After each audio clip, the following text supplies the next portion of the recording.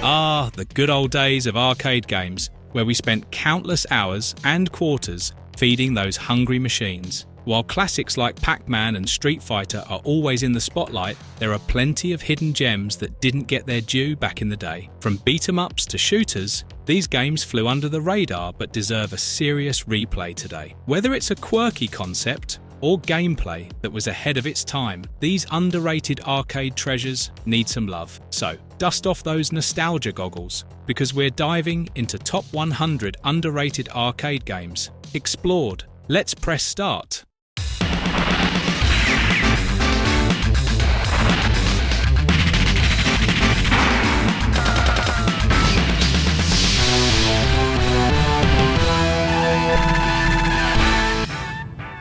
Shock Troopers, 1997. Shock Troopers throws you into a frantic, bullet-filled jungle where you control one of 8 mercenaries on a mission to rescue Dr. George and his daughter. Sounds simple, right? But where Shock Troopers truly shines is in its tactical gameplay. You could choose between Lonely Wolf mode, where you control one character throughout, or Team Battle mode, allowing you to swap between 3 characters on the fly. The variety in attack styles and strategies this choice provides adds immense replay value. The game also lets you choose between 3 routes, each offering different stages, enemies, and bosses. This branching system kept things fresh, making each playthrough feel like a new adventure. The gameplay is fast, furious, and chaotic, with smooth controls and some visually stunning explosions for the time. However, despite its fantastic mechanics and high replay value, Shock Troopers never reached the iconic status of other run-and-gun games like Metal Slug. Perhaps it was released too late in the arcade boom, or was overshadowed by more well-known titles.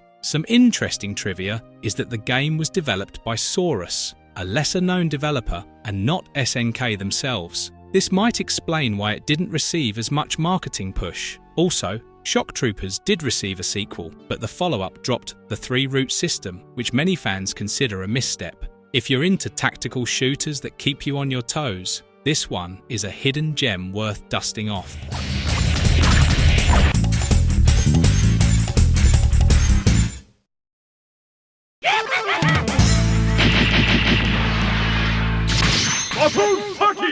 Battle Circuit, 1997. In a world of over-the-top bounty hunters, cyborgs, and supervillains, Battle Circuit takes the cake for being one of the wackiest arcade games ever created. Developed by Capcom, this beat-em-up lets players take control of a colourful cast of characters, including a plant-human hybrid, an electric-powered superhero, and a girl who rides a pink ostrich. The plot? You're hunting down criminals, of course, but the quirky characters and zany animations make it anything but a generic brawler. Each character has unique moves and abilities, and you can even buy upgrades between levels using coins dropped by enemies, making this game feel a bit like an RPG brawler hybrid. One of the standout features is the visual design. It's a vibrant, psychedelic trip, with each stage looking more bizarre than the last. The game also had 4-player co-op, which was relatively rare for the time. So why did it remain underrated? Well, the game was released at a time when arcade popularity was waning, and the sheer weirdness of its characters might have been too much for mainstream audiences. It also didn't help that it wasn't ported to home consoles for years, limiting its exposure. Fun fact, Battle Circuit was one of the last arcade beat-em-ups Capcom ever made, marking the end of an era. If you're in the mood for something weird, wild, and totally off the wall, this game is a must-play.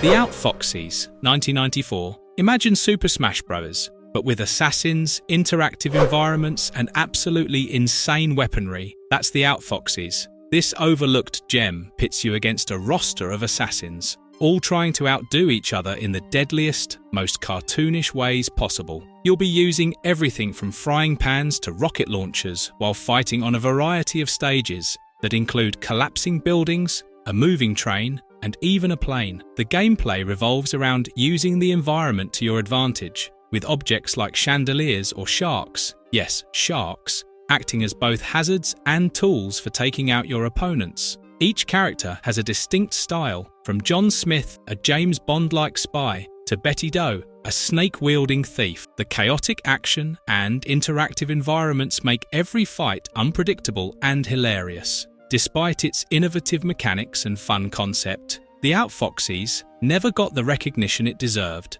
likely due to being overshadowed by more traditional fighting games like Street Fighter. It also didn't help that it was released exclusively in Japan, limiting its global reach. Many believe the Outfoxies was a major influence on the Super Smash Bros. Series, particularly for its interactive stages. So, if you want to experience what's essentially a chaotic free-for-all with absurd weapons, give this hidden gem a shot.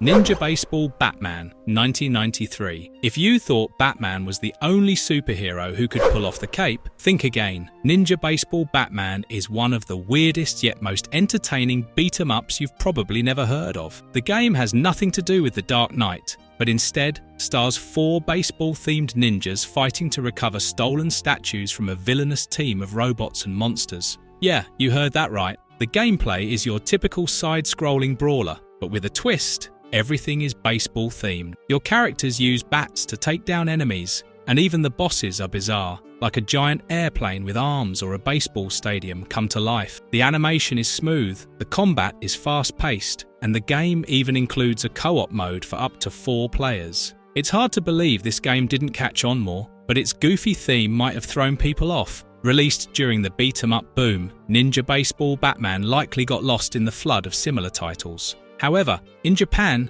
the game found a cult following, and its rarity in arcades only added to its mystique. Despite its relative obscurity, the game was designed by Irem, the same company that created R-Type. If you're looking for a wacky, colourful and challenging brawler, this is one you can't miss.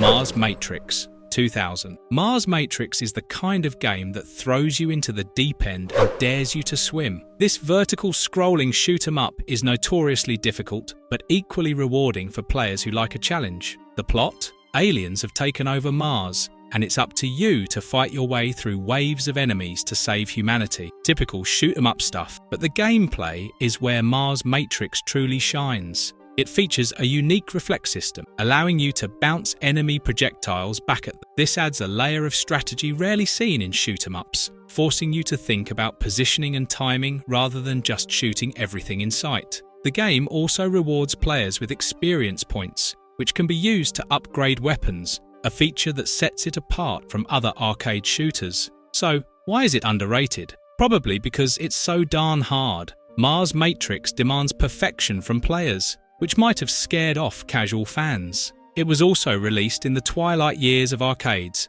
limiting its exposure. The game's mechanics were so well received that it later got ported to the Dreamcast, where it developed a cult following. If you're in the mood for a shooter that's as punishing as it is innovative, give Mars Matrix a whirl.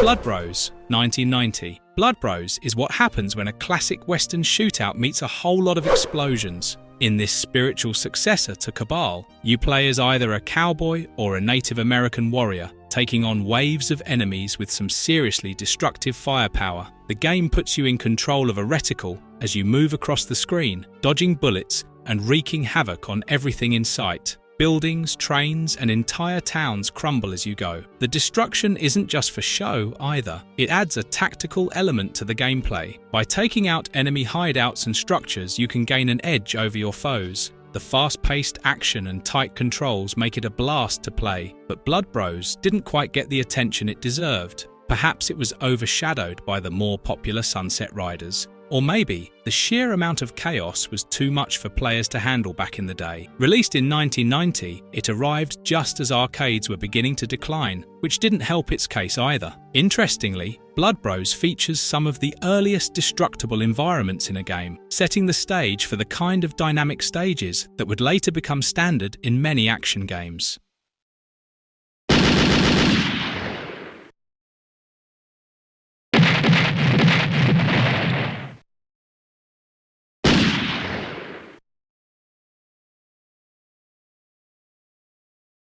Elevator Action Returns, 1995. Elevator Action Returns takes the classic spy versus criminal formula of the original and dials everything up to 11. You play as one of 3 government agents, tasked with infiltrating enemy bases, collecting top-secret documents, and, of course, taking out waves of bad guys, all while using elevators as your main mode of transport. What sets this game apart is the clever mix of strategy and fast-paced action. While you're blasting enemies and dodging bullets, you also have to constantly navigate through floors, taking advantage of your surroundings. The levels are full of interactive elements, like explosives and traps, which you can use to turn the tide of battle. And let's not forget the co-op mode, which allows you and a friend to team up for some truly cinematic espionage action. Despite its innovative gameplay, Elevator Action Returns didn't get the same attention as other run-and-gun games of its time. Part of this could be due to its more cerebral style, which might not have appealed to fans of faster, flashier titles.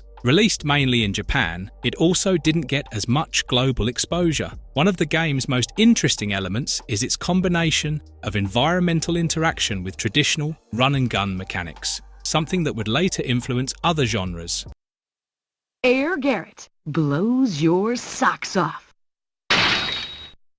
AirGallet, 1996. AirGallet is one of those vertical shoot-'em-ups that somehow never reached the mainstream, but it absolutely should have. You control a fighter jet, dodging enemy fire while blasting your way through waves of enemy planes, tanks, and even giant battleships. The gameplay is classic bullet hell style, with colourful, screen-filling explosions and intricate enemy patterns that keep you on your toes. What makes AirGallet special is the sheer spectacle of it all. The visuals were top-notch for the time, with detailed backgrounds and enemy designs that made every level feel like a unique challenge. The pacing is relentless, but the controls are tight, making it a satisfying challenge for anyone who loves the genre. Despite all these positives, AirGallet remained largely under the radar, perhaps because it was overshadowed by more well-known titles like Dodonpachi in the same genre. Released late in the arcade era, it also suffered from a lack of home console ports, which limited its reach. One of the game's standout features is the level of environmental destruction you can cause.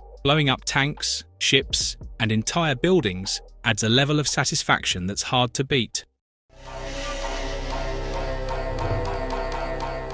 Mystic Warriors, 1993. Set in a futuristic post-apocalyptic world, Mystic Warriors throws players into a side-scrolling beat-em-up adventure filled with ninjas, cyborgs, and everything in between. You play as one of 5 ninjas, each with their own unique weapon and fighting style, as you battle through hordes of enemies to stop an evil organization from taking over the world. The combat is fast and fluid, with plenty of opportunities for flashy moves and combos. One of the game's more interesting mechanics is the ability to pick up new weapons and power-ups along the way, keeping the gameplay fresh as you progress. The graphics are bright and colourful, and the animations are smooth, which makes for an overall visually appealing experience. However, Mystic Warriors never quite got the recognition it deserved, possibly because it was released during a time when the beat-em-up genre was flooded with other titles. Despite being developed by Konami, a well-known name in arcade gaming, the game didn't have a strong marketing push behind it, which might explain why it remained somewhat of a hidden gem. The game also shares many similarities with Sunset Riders, which overshadowed its release. Fun fact, Mystic Warriors was one of the few beat-em-ups to incorporate cinematic cutscenes, giving it a more immersive feel than many of its competitors.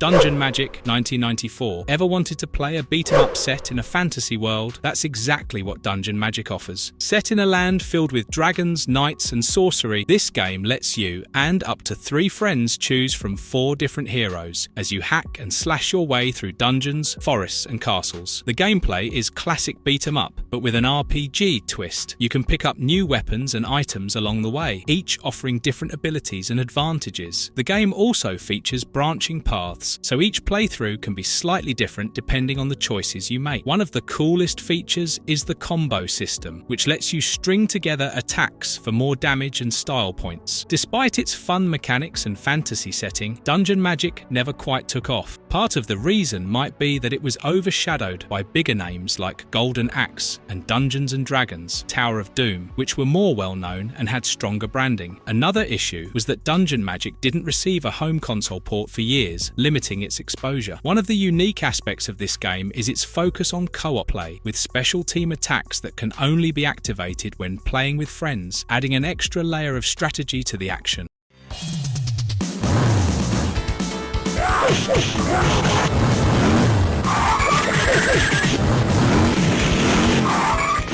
Vendetta, 1991. Vendetta is a gritty, side-scrolling beat-em-up from Konami that's often overshadowed by its more famous siblings like The Simpsons or X-Men. In this game, you play as one of 4 street-fighting vigilantes, each with their own distinct fighting style, taking on the evil gang known as the Dead End Gang. What makes Vendetta unique is its sheer brutality. Punches, kicks, and wrestling moves feel incredibly visceral, and the game lets you pick up various weapons, from chains to baseball bats, to dish out extra punishment. The levels are packed with enemies to pummel, and there's a surprising amount of strategy involved in deciding which weapon to pick up or when to use a special attack. Despite being one of the most intense brawlers of its time, Vendetta never quite reached the same level of fame as other Konami titles. One likely reason is that it was a little too dark and violent for the mainstream crowd. Released during the arcade beat-em-up boom, it was also easy for games like this to get lost in the crowd. Interestingly, Vendetta features one of the first instances of environmental attacks in a beat-em-up. Players can interact with the environment to throw enemies into obstacles like burning barrels or off ledges, adding a dynamic edge to the gameplay. For fans of gritty, no-nonsense action, this is one underrated gem that's worth a playthrough.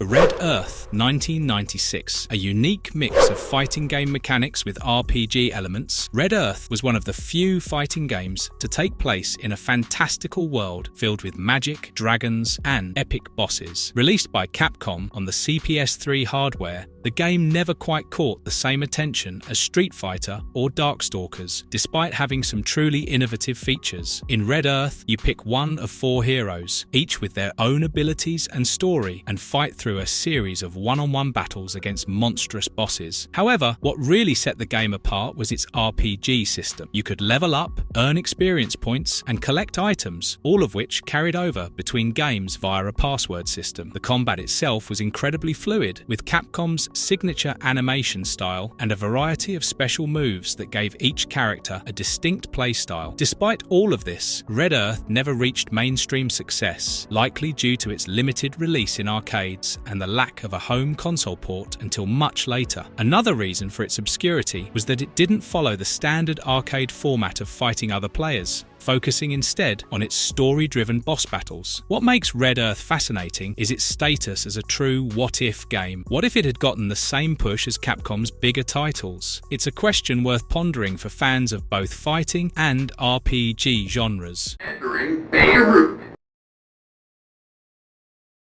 Bayroot, 1989. Bayroot might sound like an odd name for a game, but this side-scrolling shooter developed by Sega packs a punch, despite being relatively unknown. The game is set in a future where you, as a special agent, have to infiltrate enemy territory and take out a rogue organization that threatens global security. The gameplay is similar to other run-and-gun classics like Contra, but with some unique twists. You can collect different power-ups to enhance your weapons, and the level design often forces you to make split-second decisions about which route to take, risking more enemies for better rewards. The difficulty ramps up quickly, making it a challenging experience that keeps you on your toes. Despite its engaging mechanics and solid gameplay, Bayroot never gained the same level of recognition as Sega's other arcade hits like Shinobi or Golden Axe. One possible reason is that the market was already flooded with similar games at the time, making it hard for Bayroot to stand out.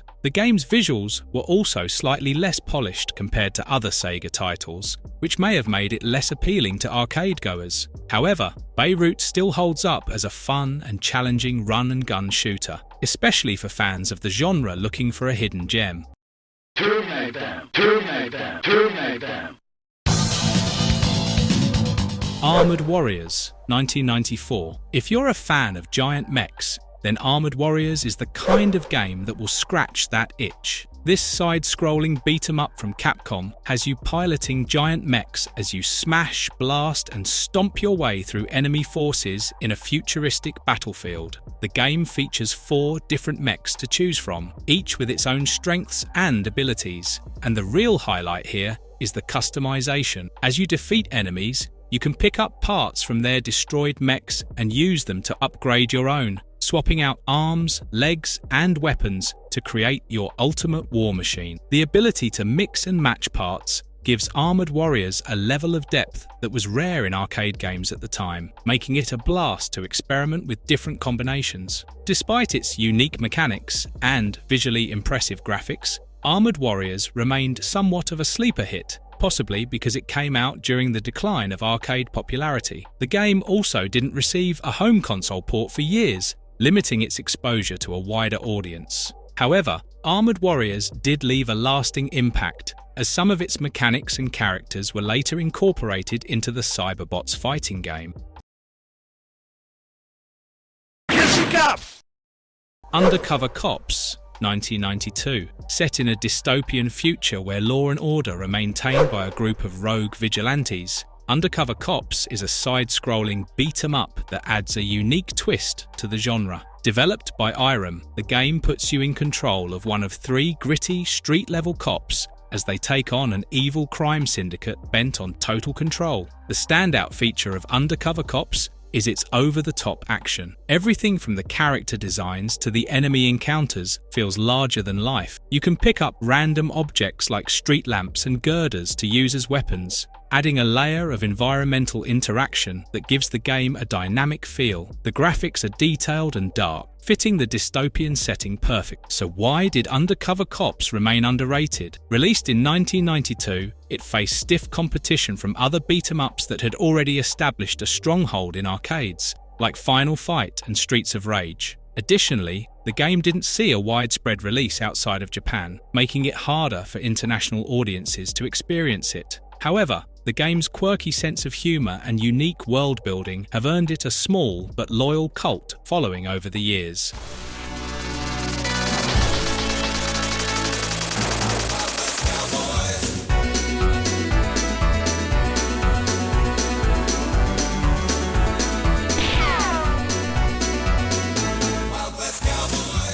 Wild West Cowboys of Moo Mesa, 1992. If you've ever wondered what it would be like to mix the Wild West with anthropomorphic cows, look no further than Wild West Cowboys of Moo Mesa. Based on the animated TV series of the same name, this arcade beat-em-up lets you play as one of 4 cowboy bulls, each with their own weapons and abilities, as you take on outlaws in a lawless land. The gameplay is your standard beat-em-up fare, but with a western twist. There are plenty of horses, guns, and lasso attacks to go around. The game is colourful and cartoonish, fitting the show's vibe perfectly, and the action is fast-paced and fun. One of the game's most interesting features is the ability to ride horses during certain stages, adding a fresh twist to the standard brawler formula. Despite its fun mechanics and unique theme, Wild West Cowboys of Moo Mesa never gained massive popularity, perhaps because the TV show itself wasn't a huge hit outside of a few regions.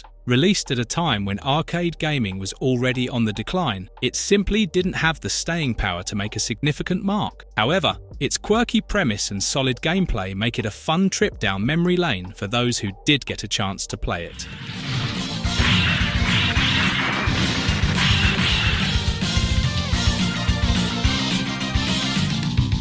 Cyberbots, Full Metal Madness, 1995. Take Armored Warriors, add in some fighting game mechanics, and you've got Cyberbots, Full Metal Madness. Released by Capcom, this 2D fighting game lets you control giant mechs battling it out in intense one-on-one duels. The game offers a unique customization feature, allowing players to mix and match different mech parts to create a fighting machine tailored to their playstyle. The combat itself is fast-paced and strategic, as you have to balance both long-range and close-quarters attacks. While Cyberbots has a niche following today, it was somewhat overlooked upon its release, possibly due to the fact that it wasn't as accessible as Capcom's more popular fighting games like Street Fighter or Darkstalkers. The game also wasn't released in many Western arcades, which limited its exposure. However, one of the most notable aspects of Cyberbots is that it introduced the character Jin Saotome, who would later become a fan favorite in Marvel vs. Capcom.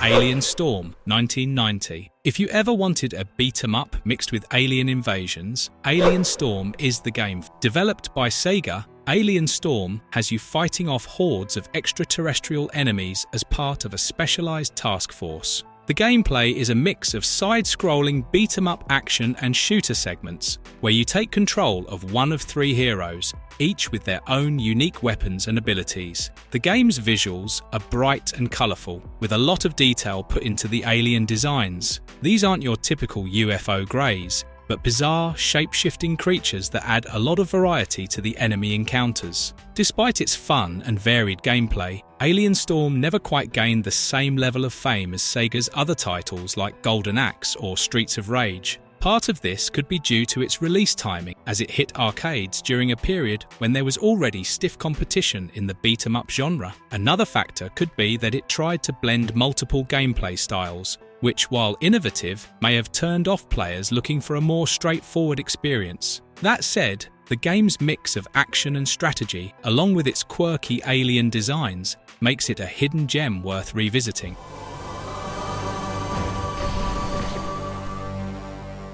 Metamorphosis Force, 1993. Ever wanted to play as a shape-shifting warrior? Metamorphosis Force has you covered. This beat-em-up from Konami lets you control one of 4 heroes who can transform into powerful animal-human hybrids to fight off an evil sorcerer and his minions. The gameplay is fast and fluid, with each character having their own abilities in both human and animal form. You'll be battling through a variety of stages, from forests to castles, taking on waves of enemies using combos, special moves, and transformations. Despite its unique premise and polished gameplay, Metamorphosis Force never reached the heights of other Konami beat-em-ups like TMNT or X-Men. Released during a crowded time for the genre, it struggled to stand out and was further limited by its lack of a home console port. The game's art style and animation, however, were top-notch for the time, making it a visual treat for those lucky enough to stumble upon it.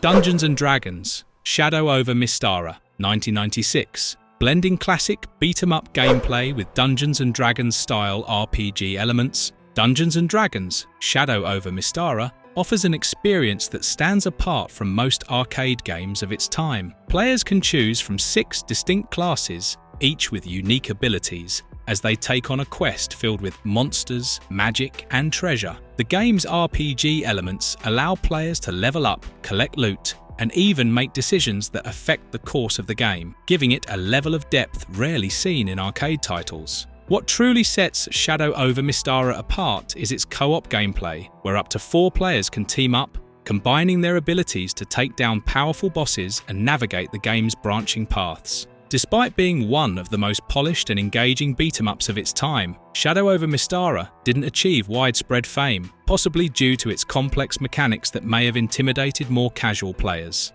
Additionally, like many arcade games of the mid-90s, it was released as arcades were beginning to decline in popularity. However, the game has since gained a cult following, particularly among fans of both D&D and beat-em-up genres, and remains a standout for its genre-blending innovations.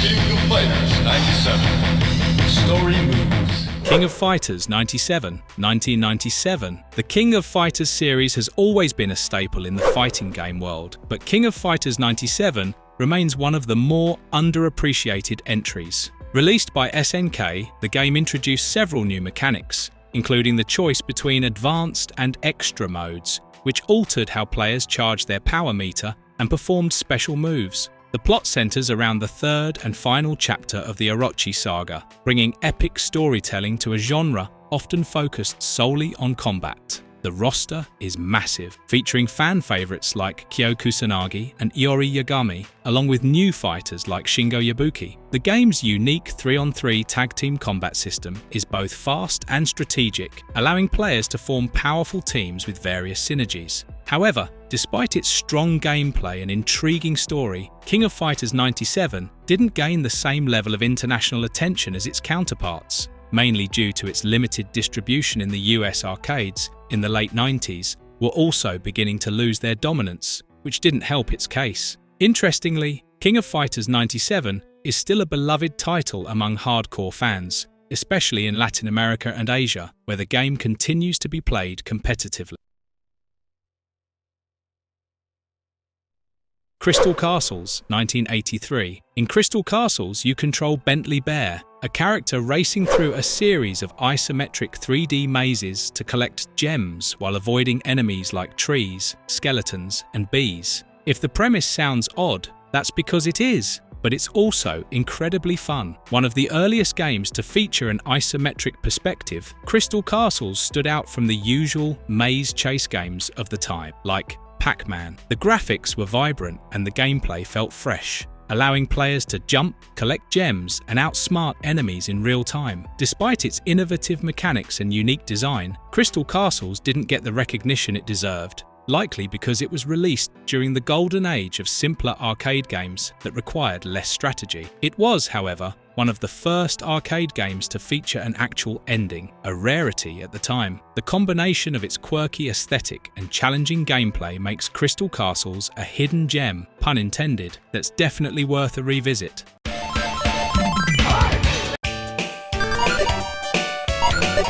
League Bowling, 1990. For anyone who thinks bowling games are boring, League Bowling is here to prove you wrong. This arcade sports game from SNK adds a competitive, fast-paced twist to the classic game of bowling. The controls are simple yet precise, with players using a single button to determine the power and spin of their throws. But what really sets League Bowling apart is its party-friendly nature. Up to 4 players can compete against each other, making it one of the more social arcade games of its time. The graphics are bright and colourful, and the soundtrack is packed with catchy tunes that keep the energy high. So why did it remain underrated? The game was never released on many home consoles, which limited its reach, and it didn't have the flashy graphics or innovative mechanics that could compete with other sports titles of the era. However, its simplicity and fun, pick-up-and-play style make it a timeless arcade experience, perfect for friendly competition. Violent Storm, 1993. Released by Konami during the golden age of beat-em-ups, Violent Storm is a fast-paced, over-the-top action game that just didn't get the recognition it deserved. You play as one of 3 muscle-bound heroes trying to rescue a kidnapped girl in a dystopian future. The gameplay is what you'd expect from a beat-em-up, punching, kicking, and unleashing devastating special moves as you fight through waves of enemies. But Violent Storm also added a layer of humour and fun to the mix, with goofy animations, crazy enemy designs, and ridiculous weapons. The game's visuals are bright and colourful, with a cartoonish art style that makes the violence feel more slapstick than serious. Despite all of its charm, Violent Storm didn't achieve the popularity of other Konami titles like Teenage Mutant Ninja Turtles or The Simpsons. It might have been the timing, as the beat-em-up genre was starting to lose steam by 1993, or simply the fact that arcades were in decline. Nevertheless, Violent Storm is a blast to play, especially if you're a fan of the genre's more whimsical side. Mad Planets, 1983. Mad Planets is one of the most chaotic and fast-paced space shooters you've probably never heard of. The game throws you into space, where you have to defend yourself from planets that suddenly come to life and attack you. Yes, you heard that right. Sentient, angry planets. The gameplay is frantic, requiring players to shoot at both the planets and their satellites while dodging incoming fire. The unique circular motion of the enemies and their unpredictable movements make the game feel unlike any other shooter from the time. The controls are tight, and the visuals, though simple by today's standards, are effective at creating a sense of panic and urgency. Despite its innovative mechanics and high replayability, Mad Planets remained under the radar, possibly because it was overshadowed by other iconic space shooters like Galaga or Defender. Released during a time when the arcade market was already flooded with space-themed games, Mad Planets struggled to find its niche. Still, its unique premise and intense action make it a standout title for fans of the genre.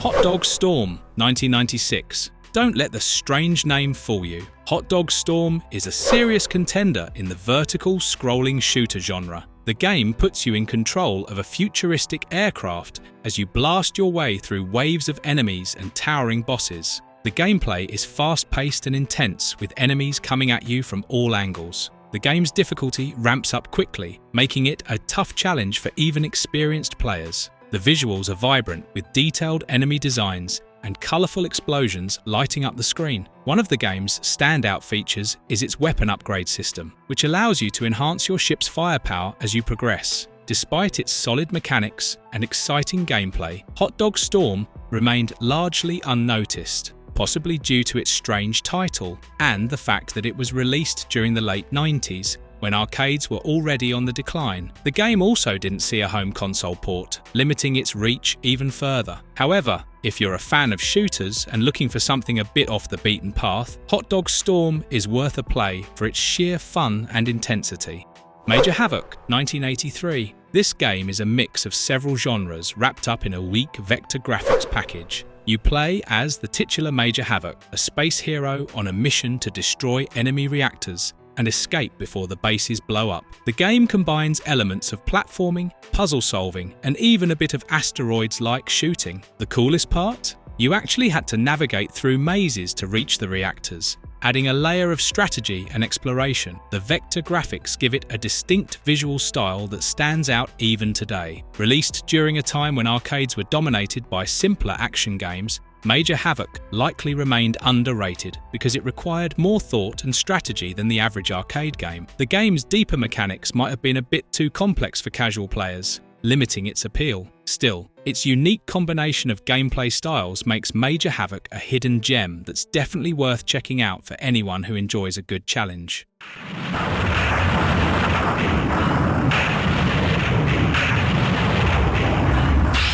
Gunforce 2, 1994. This one feels like the missing link between Contra and Metal Slug. Developed by Irem, this run-and-gun game lets you mow down hordes of enemies with a mix of futuristic and traditional weapons. The game is chaotic and fast-paced, with destructible environments and vehicles you can commandeer to plow through enemies. The gameplay is solid, featuring tight controls and responsive shooting mechanics that make every battle feel satisfying. The game's visuals are rich and colourful, with detailed backgrounds and explosive animations that give each level a sense of scale and intensity. So why did Gunforce 2 fly under the radar? Released during the decline of arcades, it never got the attention it deserved, despite being a fantastic entry in the run-and-gun genre. One cool tidbit: many of the team members who worked on Gunforce 2 went on to create Metal Slug, and you can definitely see the similarities in both style and gameplay. If you love Metal Slug and haven't played Gunforce 2 yet,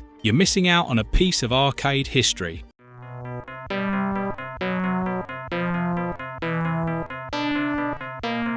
The Real Ghostbusters, 1987. Who you gonna call? Probably Pac-Man or Donkey Kong, because the Real Ghostbusters is one arcade game that flew under the radar. Based on the popular animated series, the game lets you control one of the Ghostbusters as you clear haunted levels filled with ghosts, traps, and, of course, proton packs. The gameplay is a top-down shooter where you'll be capturing ghosts and collecting power-ups to help you along the way. The graphics are colourful and true to the show's aesthetic, with familiar characters and ghosts making appearances. Despite the franchise's popularity, the game never gained the traction it deserved in arcades, perhaps because it was overshadowed by bigger titles like Gauntlet and Smash TV, which offered similar gameplay but with more polished mechanics. It also didn't help that the Real Ghostbusters didn't get a major marketing push, limiting its visibility. But for fans of the series, This is a fun, nostalgic trip back to the 80s that's worth checking out.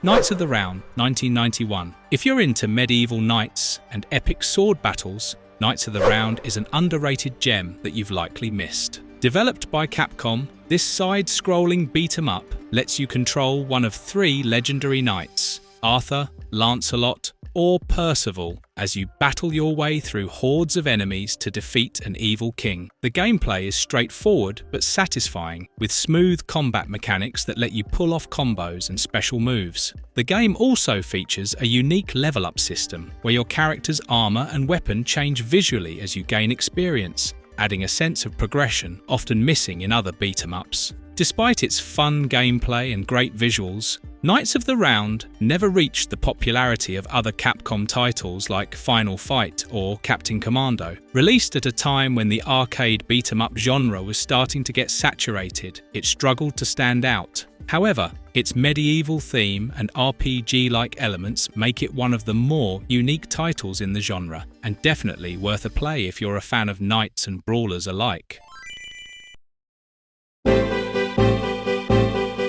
The Last Blade, 1997. The Last Blade stands as one of SNK's most elegant and intricate fighting games, often lost in the shadow of its more popular cousins like King of Fighters and Samurai Showdown. Set in the late Edo period of Japan, the game weaves a story filled with tragedy, honor, and mystical forces. Players choose from a roster of warriors, each wielding a weapon unique to their fighting style, from swords to naginatas. The fighting system was deep, offering 2 modes for each character: speed, which focuses on fast combos, and power, emphasizing hard-hitting strikes. This dual-mode system allowed for greater strategic depth, as players had to balance offense and defense depending on their chosen style. The game's smooth animation and detailed character designs made it a visual treat, especially in the late 90s when 2D fighters were starting to lose ground to 3D titles. Unfortunately, The Last Blade didn't gain the mainstream attention it deserved,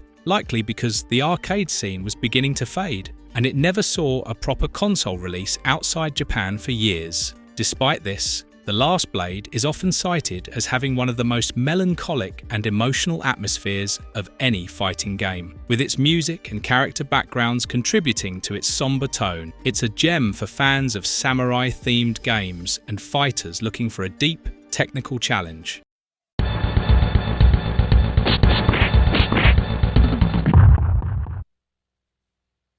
The Peacekeepers, 1994. In a world overrun by corporate corruption, the Peacekeepers casts you as a member of a ragtag group of fighters trying to take down an evil conglomerate bent on controlling the world. This Jaleco beat-em-up brings fast-paced, no-nonsense action, but with some unique twists that set it apart from the crowded genre. Players choose from a cast of 6 characters, each with their own fighting styles and abilities, ranging from standard martial arts to more unconventional moves. What makes the Peacekeepers interesting is its branching storylines. Depending on the paths you choose during the game, the plot takes different turns, offering multiple endings. This adds a layer of replayability rarely seen in beat-em-ups, encouraging players to revisit and discover new outcomes. The game also offers some destructible environments, where bashing an enemy into certain objects can cause them to explode or break apart, adding some extra flair to the combat.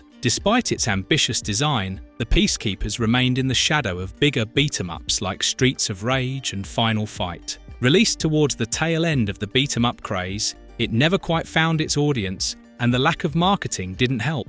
The graphics, while decent, didn't quite match the polished visuals of its competitors, which may have also contributed to its relative obscurity. Still, the Peacekeepers stands out for its branching paths and varied gameplay, making it a hidden gem for fans of the genre.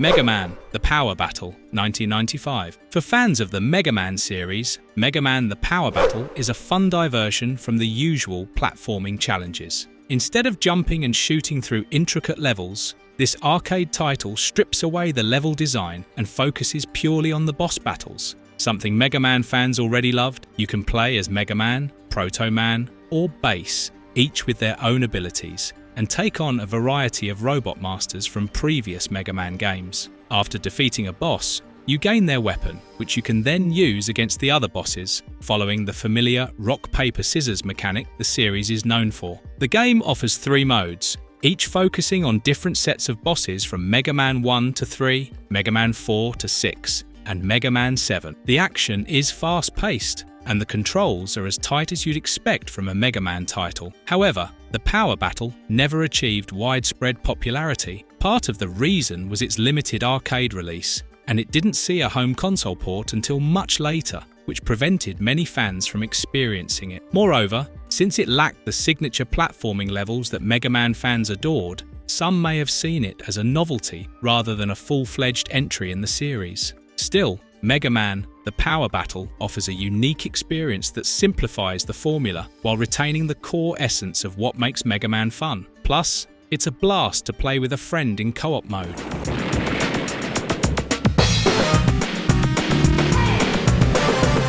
Silent Dragon, 1992. This one is a classic 1992 beat-em-up developed by Taito, featuring all the elements that made the genre great in its heyday. Set in a dystopian future where a nefarious organization controls the world, you and your allies fight your way through waves of enemies to bring justice to the streets. Players can choose between 4 distinct characters, each offering a unique set of moves and combat styles. From traditional martial arts to heavy-hitting brawlers, the character variety keeps the gameplay fresh. One of the standout features is the ability to commandeer vehicles, allowing you to wreak havoc on enemies from behind the wheel of motorcycles or jeeps. This added a new layer of excitement as the gameplay shifted from traditional brawling to high-speed chases and vehicular combat. The game also featured vibrant, detailed backgrounds that gave each stage a distinct look and atmosphere. Despite these innovations,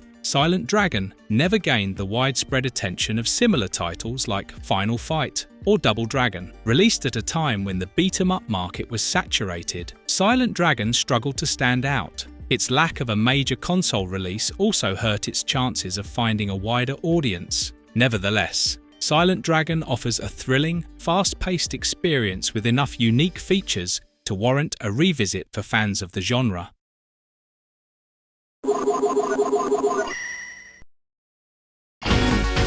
Rogar: Armor Force Wolffang 2001. Rogar: Armor Force, or Wolffang as it's known in some regions, is a mech-based run-and-gun shooter that took the classic side-scrolling action formula and added an extra layer of customization. Developed by Data East, the game puts you in control of a giant mech, battling through waves of enemies to reclaim Earth from invading forces. What set Rogar apart from other similar titles was its deep customization system. You could choose from a variety of legs, arms, and weapons, allowing players to tailor their mech to suit their playstyle. Some parts focused on speed and agility, while others emphasized brute strength and firepower. This feature made the game feel more personal, as each run could feel different depending on how you outfitted your mech. The gameplay was fast-paced and intense, featuring destructible environments and massive boss battles. Despite its strong mechanics and the appeal of piloting customizable mechs,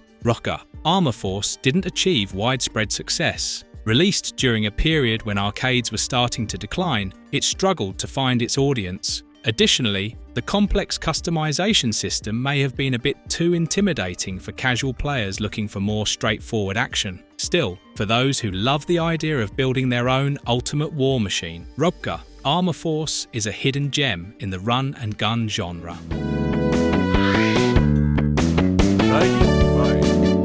Riding Fight 1992. A unique blend of beat-em-up and vehicular combat, Riding Fighting stands out as one of the more experimental arcade games of the early 90s. Developed by Taito, the game puts players on hoverboards in a futuristic cityscape where they punch, kick, and blast enemies while racing through various levels. The combat is fast and frenetic, with each character having their own set of moves and abilities. Unlike traditional beat-em-ups, where you're walking from left to right, Riding Fight adds the element of speed. You're constantly moving forward, with enemies attacking from all directions, making for a fast-paced and chaotic experience. The graphics are bright and colourful, fitting the futuristic theme perfectly, and the soundtrack keeps the energy high with its upbeat, techno-inspired tunes. Despite its fresh take on the genre, Riding Fight didn't gain much traction in arcades, likely due to its unusual gameplay mechanics that didn't quite fit the mold of traditional beat-em-ups. The game also never saw a home console release, limiting its exposure to a broader audience. However, its fast-paced, unique style of combat makes it a standout title for anyone looking for something different in the beat-em-up genre. If you're a fan of futuristic aesthetics and high-speed action, Riding Fight is a hidden gem worth seeking out.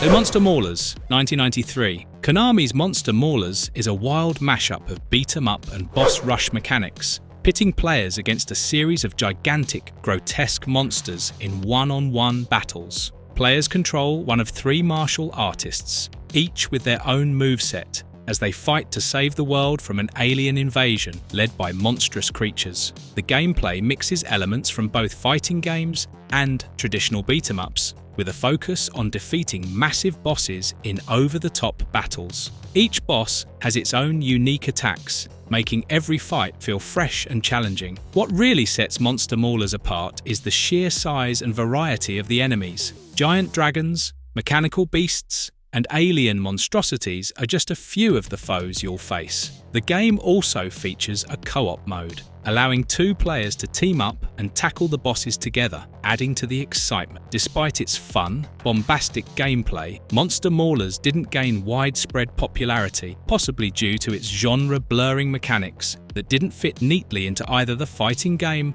or beat-em-up category. Additionally, its lack of a home console port limited its exposure. Still, Monster Maulers is a hidden gem for fans of big, flashy boss fights and cooperative gameplay.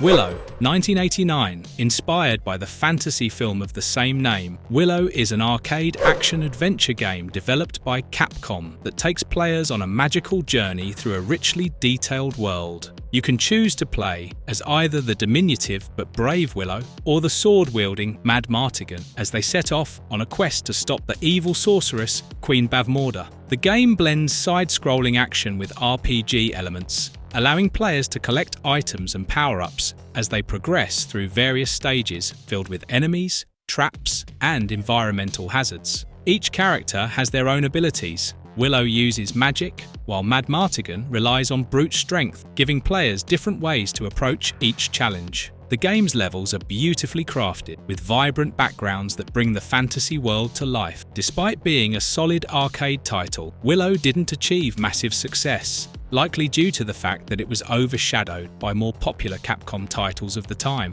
like Ghouls and Ghosts or Final Fight. It was also released at a time when arcade action-adventure games were less common, and many players were more interested in pure action or platforming titles. However, Willow remains a hidden gem, especially for fans of the film or fantasy-themed games. The game's detailed sprite work and faithful adaptation of the movie's characters and plot make it a must-play for arcade fans who enjoy immersive, story-driven experiences.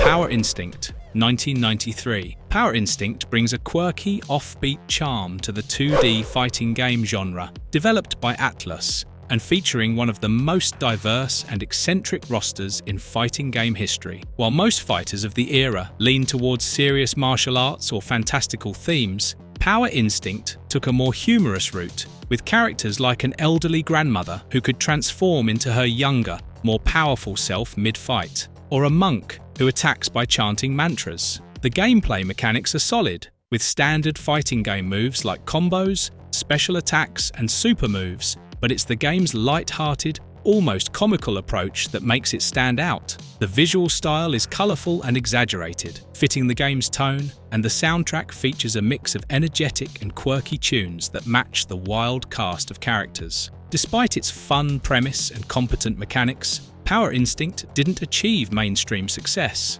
likely due to the overwhelming competition from heavyweights like Street Fighter II and Mortal Kombat. The game also lacked the polished, serious aesthetic that many players were drawn to at the time. Nevertheless, for fans of more unconventional fighting games, Power Instinct is a hidden gem that offers a refreshing break from the seriousness of its contemporaries.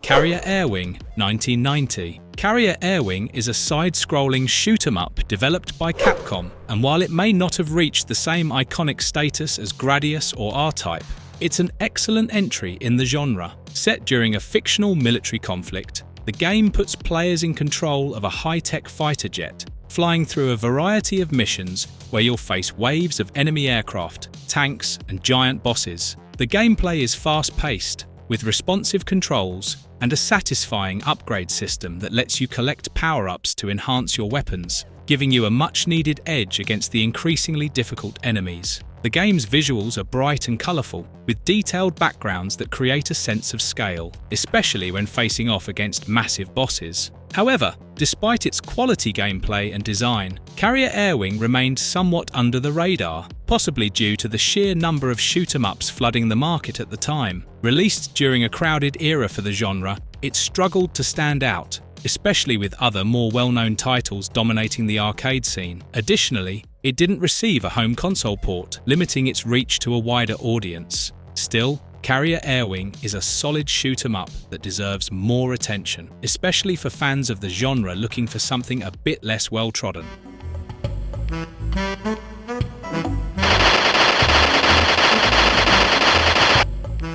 Hard Times, 1994. Hard Times might not have the recognition of other beat-em-ups, but it packs a punch with its gritty atmosphere and brutal gameplay. Developed by Playmark, the game is set in a dystopian future where players control one of 4 muscle-bound characters tasked with overthrowing an evil dictator. The combat is simple but effective, with a focus on close-quarters brawling, where punches, kicks, and devastating special moves take center stage. What sets Hard Times apart from other beat-em-ups is its dark and oppressive tone, with detailed, grimy backgrounds that paint a bleak picture of this futuristic world. Players fight through waves of enemies in factories, streets, and underground arenas, each level more treacherous than the last. The bosses are equally intimidating, often towering over your character, requiring quick reflexes and timing to take them down. However, despite its solid mechanics and intense action, Hard Times never gained widespread popularity. Released during a time when the beat-em-up genre was starting to fade, it didn't receive the marketing push or arcade distribution that other games in the genre did. The lack of a home console release also limited its exposure, meaning it largely flew under the radar. But for fans of darker, more brutal beat-em-ups, Hard Times is a hidden gem that offers a grittier take on the genre, with enough action to keep you hooked through its tough-as-nails levels. Boogie Wings, 1992. This game is one of the most inventive shoot-'em-ups you've probably never heard of. Developed by Data East, the game takes place in a steampunk-inspired world where you pilot a biplane through waves of enemies. But what really sets Boogie Wings apart is its unique gameplay twist. When your plane gets destroyed, your pilot ejects and continues the fight on foot. That's right, the game seamlessly blends aerial combat with on-foot action, giving players 2 distinct gameplay styles in one. The on-foot segments allow you to commandeer various vehicles, from tanks to robots, which adds an extra layer of variety and fun. The levels are packed with interactive elements, with destructible environments and plenty of hidden secrets to discover. Visually, the game is a treat, with detailed sprite work and colourful backgrounds that bring the steampunk world to life. Despite its creativity and innovative mechanics, Boogie Wings remained under the radar, likely because it was released during a time when the shoot-'em-up genre was already crowded with iconic titles like R-Type and Gradius. It also didn't help that it never saw a home console release, limiting its exposure to arcade goers. However, for fans of the genre looking for something fresh and different, Boogie Wings is a must-play, combining fast-paced action with a unique blend of flying and ground-based combat.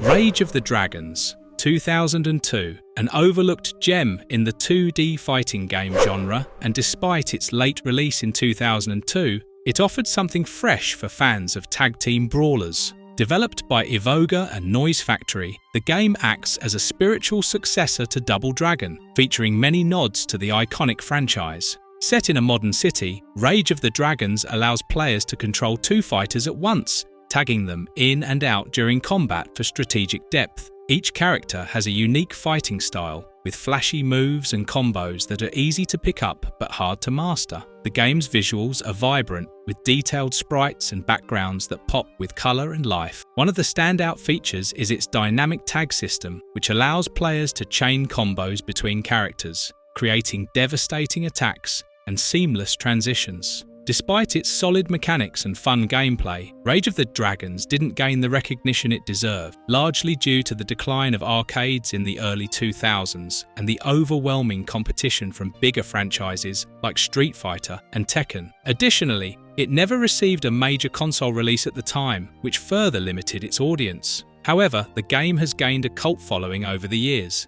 especially among fighting game aficionados who appreciate its fluid combat and tag team mechanics. If you're a fan of classic 2D fighters, Rage of the Dragons is a title worth revisiting for its energetic, fast-paced action.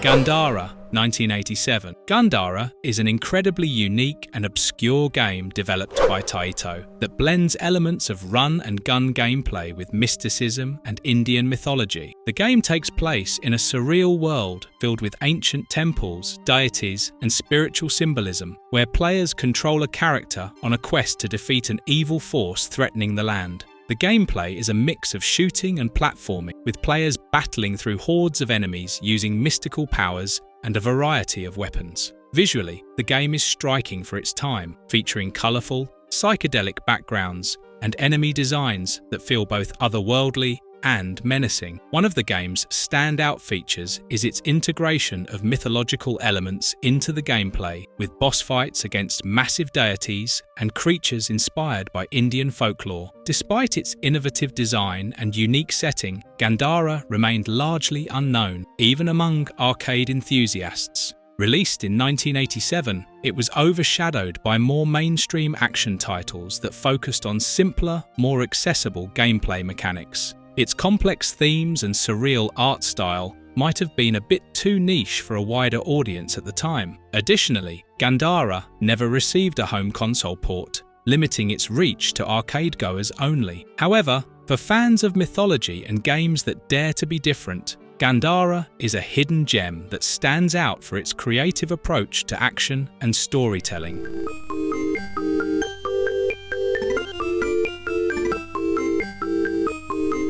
The Legend of Valkyrie, 1989. A beautifully crafted action-adventure game from Namco, The Legend of Valkyrie may not have achieved widespread fame, but it left a lasting impression on those who played it. Set in a fantasy world inspired by Norse mythology, the game follows the adventures of Valkyrie, a goddess tasked with saving the land from evil forces. The gameplay is a mix of top-down action and exploration, with players battling enemies, solving puzzles, and collecting power-ups to progress through the story. What sets The Legend of Valkyrie apart from other action games of the time is its deep, interconnected world and the RPG-like elements that allow players to upgrade their weapons and abilities as they go. The game's vibrant, colourful visuals are full of charm, with detailed sprite work and imaginative character designs that bring the fantasy world to life. However, despite its engaging gameplay and beautiful presentation, The Legend of Valkyrie never reached the popularity of other Namco titles like Pac-Man or Dig Dug. Released in 1989, it came out during a time when arcades were dominated by fast-paced, high-score-focused games, and its more methodical, story-driven approach may have limited its appeal. Additionally, the game saw limited distribution outside Japan, which hindered its exposure to a global audience. Nevertheless, The Legend of Valkyrie is a standout for fans of fantasy action games, offering a richly detailed world to explore and plenty of challenging gameplay.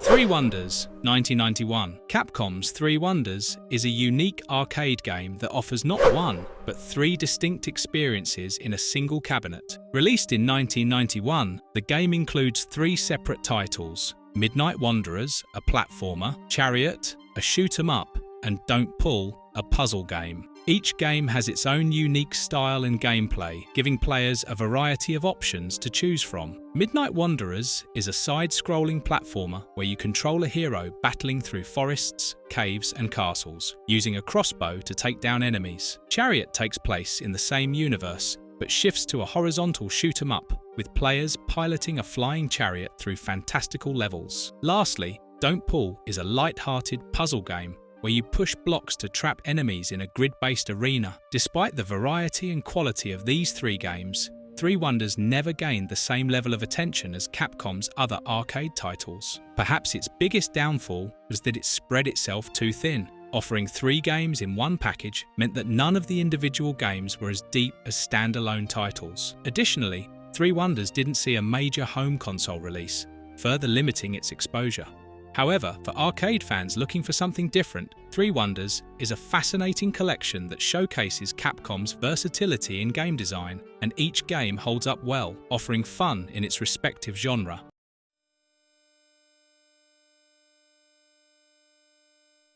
Kangaroo, 1982. Donkey Kong may have dominated the early 80s arcade scene, but Kangaroo offered a fun, animal-themed alternative that still stands out for its charm. Developed by Sun Electronics and distributed by Atari, Kangaroo puts players in the role of a mother kangaroo trying to rescue her baby from a gang of mischievous monkeys. The gameplay is similar to Donkey Kong, with players navigating a series of platforms, dodging obstacles, and punching enemies along the way. The kangaroo can also punch fruits that are thrown at her, adding a fun mechanic that keeps players on their toes. Visually, the game features colourful, cartoonish graphics that give it a light-hearted feel, and the music is catchy and upbeat, matching the playful tone. Despite its simple yet fun gameplay, Kangaroo didn't achieve the same lasting fame as its arcade contemporaries, likely due to the overwhelming success of Donkey Kong, which it was often compared to. Released in 1982, it also faced stiff competition from other platformers that were beginning to flood the arcade market. However, for fans of classic arcade games, Kangaroo is a delightful trip down memory lane, offering a fun, straightforward platforming experience with a unique twist.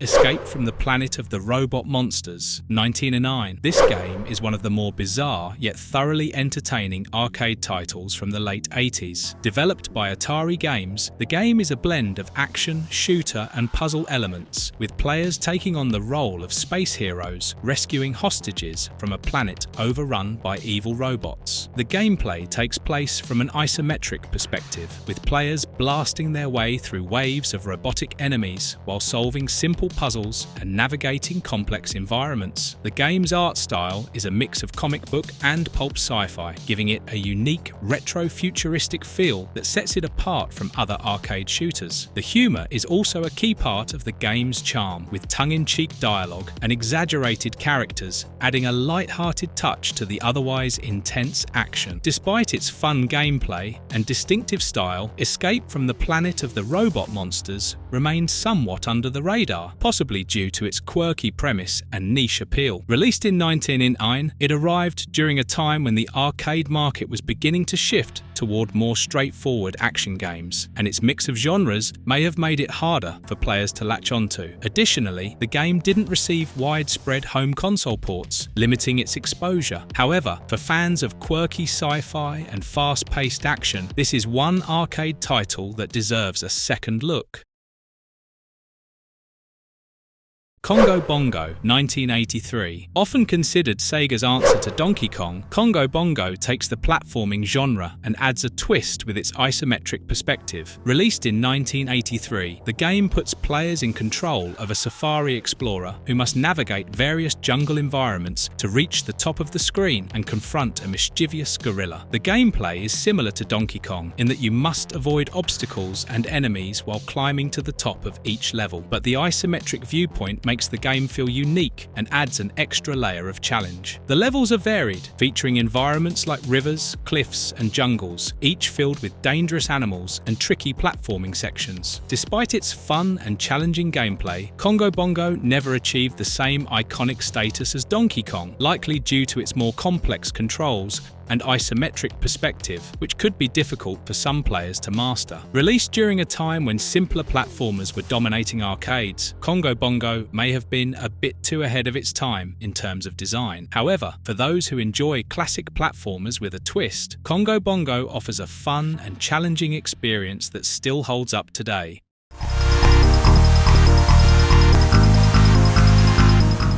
WWF WrestleFest, 1991. Before WWE games became a staple on home consoles, WWF WrestleFest was the go-to wrestling game for arcade fans. Developed by Technos Japan and released in 1991, the game featured an all-star lineup of WWE legends like Hulk Hogan, The Ultimate Warrior, and Million Dollar Man Ted DiBiase. The gameplay is a mix of traditional wrestling mechanics and arcade action, with players grappling, striking, and executing special moves in fast-paced, over-the-top matches. The game offers two main modes, Royal Rumble and Tag Team Challenge. The Royal Rumble mode is a chaotic, Battle Royale style match where the last wrestler standing wins, while the Tag Team Challenge has players working their way through a series of tag team matches to win the championship. The colourful graphics and larger-than-life character designs capture the feel of WWE's early 90s heyday, making the game a hit with wrestling fans. Despite its success in arcades, WWF WrestleFest never saw a direct sequel or home console port, which limited its long-term impact compared to other wrestling games. However, its fun, fast-paced gameplay and nostalgic appeal make it a standout title for fans of both arcade games and professional wrestling.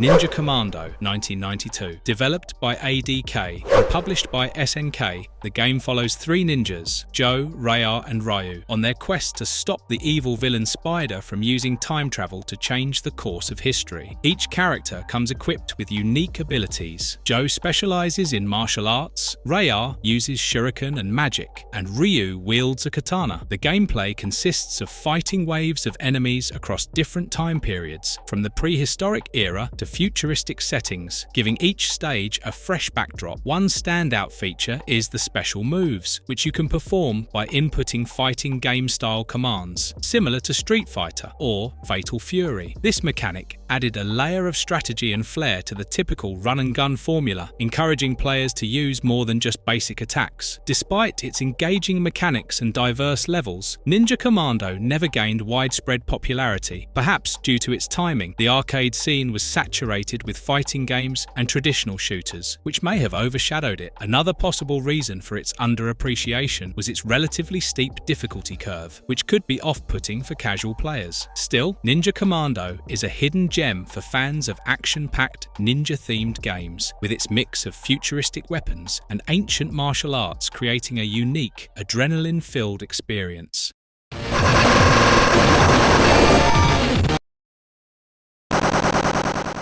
Steel Force, 1994. This one is a lesser-known twin-stick shooter that combines elements of tactical warfare with relentless arcade action. Developed by Ecstasy and released in 1994, the game has you piloting a tank through futuristic battlefields as you take on enemy forces. The game's top-down perspective allows for fluid movement and shooting, as you can move in one direction while firing in another, giving it a strategic edge compared to more traditional shooters. The levels are sprawling thrilling, filled with obstacles, destructible environments, and waves of enemies trying to block your path. One of the standout features of Steel Force is its multiplayer mode, allowing 2 players to team up and wreak havoc on the battlefield together, which adds a layer of chaotic fun. The game's visuals, while not groundbreaking, are crisp and detailed, with explosive effects that make every battle feel impactful. However, despite its solid mechanics and enjoyable co-op gameplay, Steel Force remained largely unnoticed in the arcade world, possibly due to its release during a period when the arcade market was in decline. Additionally, the game never received a home console port, which limited its audience further. For fans of twin-stick shooters and intense vehicle-based combat, Steel Force is a forgotten treasure worth revisiting, offering hours of fast-paced action and strategic firefights. G.I. Joe, 1992. If you grew up in the 80s or 90s, then G.I. Joe was likely a household name, and Konami's 1992 arcade adaptation captured all the explosive action you'd expect from the franchise. G.I. Joe is a rail shooter that puts you in control of iconic characters like Duke, Scarlet, Snake Eyes, and Roadblock as they take on Cobra Commander's evil forces. The game plays out from a third-person perspective as your character automatically moves through levels, blasting away enemies and dodging incoming fire. Each character has their own special abilities and weapons, adding some variety to the gameplay. What made G.I. Joe stand out was its non-stop action, colourful graphics, and chaotic levels filled with destructible environments, vehicles, and massive explosions. The game also had some of the most over-the-top boss battles of the time, with players facing off against Cobra's high-tech war machines in all-out firefights. Despite its ties to a popular franchise, G.I. Joe never reached the heights of Konami's other licensed arcade games like TMNT or The Simpsons. One possible reason is that it was released at a time when the arcade scene was beginning to decline, and while it offered great action, it didn't have the same lasting appeal. The game also never saw a console release, further limiting its exposure. Still, for fans of the G.I. Joe universe or arcade rail shooters, this game is a blast of nostalgic action that holds up well to this day.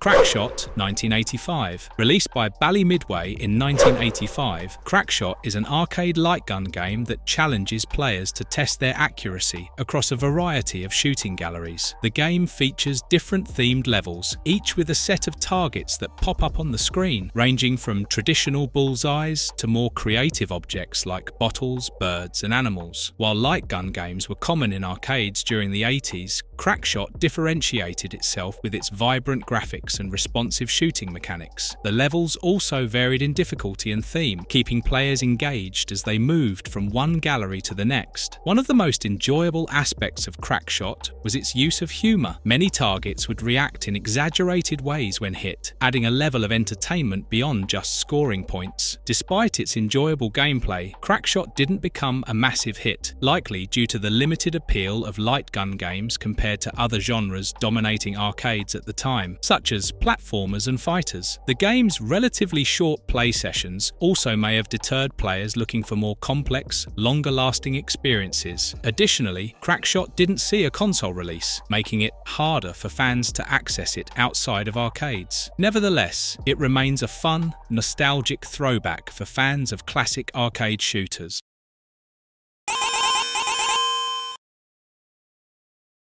Knuckle Bash, 1993. A quirky beat-em-up from Toplan, a developer more known for its shoot-em-up titles, Knuckle Bash takes a decidedly humorous approach to the genre, offering players a roster of colourful, eccentric characters, including wrestlers, boxers, and a chef, all with exaggerated fighting moves. The game's plot centres around a tournament organised to stop an evil gang from taking over the world, but the real draw here is the over-the-top action and comedic character designs. The combat itself is fairly standard for a beat-em-up with punch, kick, and grapple moves, forming the bulk of the gameplay. However, Knuckle Bash sets itself apart with its light-hearted tone, featuring silly animations and absurd enemy designs that keep things fun and unpredictable. Despite its enjoyable gameplay and humour, Knuckle Bash didn't receive the same recognition as other beat-em-ups like Final Fight or Streets of Rage, likely because it was released when the genre was already oversaturated. Additionally, Toplan's reputation as a shooter developer may have made Knuckle Bash fly under the radar for fans expecting more traditional action games. The game also didn't see widespread arcade distribution or a home console release, which further contributed to its relative obscurity. However, for fans of beat-em-ups looking for a lighter, more comedic experience, Knuckle Bash is a fun diversion that's well worth checking out.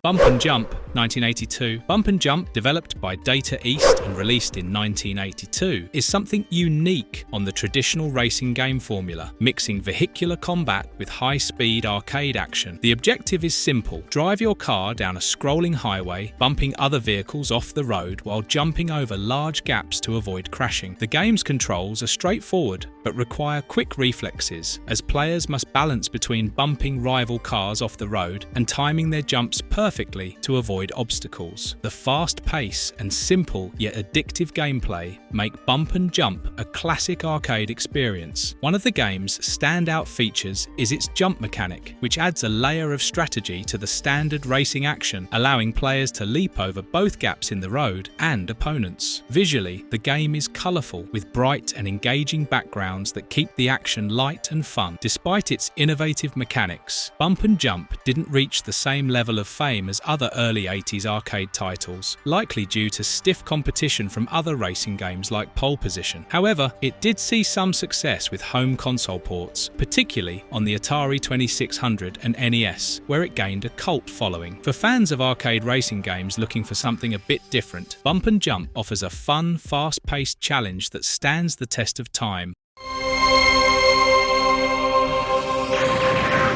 Blazing Star, 1998. A spiritual successor to Polestar, Blazing Star is one of the most visually stunning and intense shoot-'em-ups to come out of the Neo Geo arcade system. Developed by Yumakobo and released in 1998, Blazing Star is a horizontally scrolling shooter that delivers fast-paced action, gorgeous graphics, and a memorable soundtrack. Players can choose from multiple spacecraft, each with its own unique weapons and abilities, offering a variety of playstyles. The gameplay revolves around shooting waves of enemies, dodging bullet patterns, and taking down massive, visually impressive bosses. One of the standout features of Blazing Star is its combo system, where players can rack up scores by defeating enemies in quick succession, adding a layer of depth to the gameplay. The game's graphics are vibrant, with detailed sprites and backgrounds that create a visually captivating experience. Despite its high quality, Blazing Star never gained the same level of fame as other shoot-'em-ups of the time, possibly because it was released when the genre was starting to decline in popularity. Another factor could be the game's notorious difficulty, which might have discouraged casual players. However, Blazing Star has since gained a cult following, particularly among fans of the shoot-'em-up genre who appreciate its challenging gameplay and beautiful design. It's a must-play for anyone who enjoys fast-paced, skill-based shooters.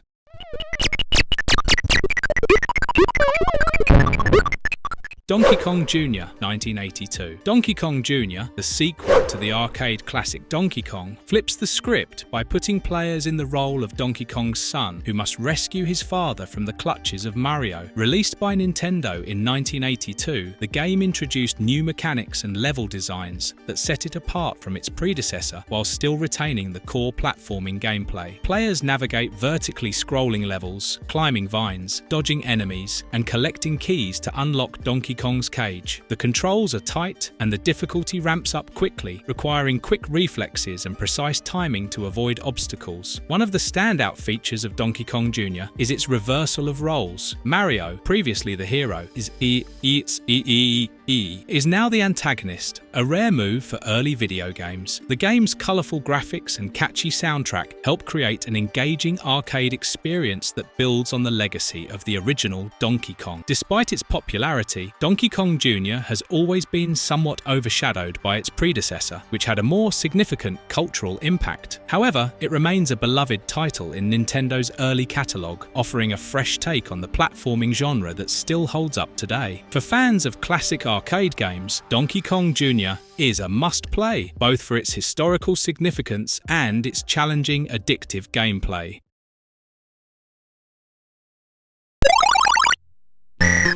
Birdie King 2, 1983. Released by Taito in 1983, Birdie King 2 is a simple yet addictive arcade golf game that took players on a colourful, fast-paced journey through virtual golf courses. The game is designed for quick sessions where players can aim and hit their ball through various holes with different layouts. Unlike modern golf simulators that focus on realism, Birdie King 2 embraces a more casual, arcade-style approach. Players can adjust the power and direction of their shots with a simple joystick and button setup, making it easy to pick up but tricky to master. One of the interesting features of Birdie King 2 is its fast-paced gameplay. Instead of waiting for the perfect shot, players are encouraged to play quickly, adding an element of time pressure that sets it apart from slower, more strategic golf games. Visually, the game is bright and colourful, with charming animations that bring the golf course to life. Despite its fun and accessible mechanics, Birdie King 2 didn't achieve the same level of success as other arcade sports games, possibly due to the niche appeal of golf compared to more popular genres like racing or fighting games. Additionally, the game's simplicity may have limited its replayability for more serious gamers. However, for casual arcade fans and golf enthusiasts, Birdie King 2 is a nostalgic trip back to a time when sports games were all about quick, fun action rather than complex simulations.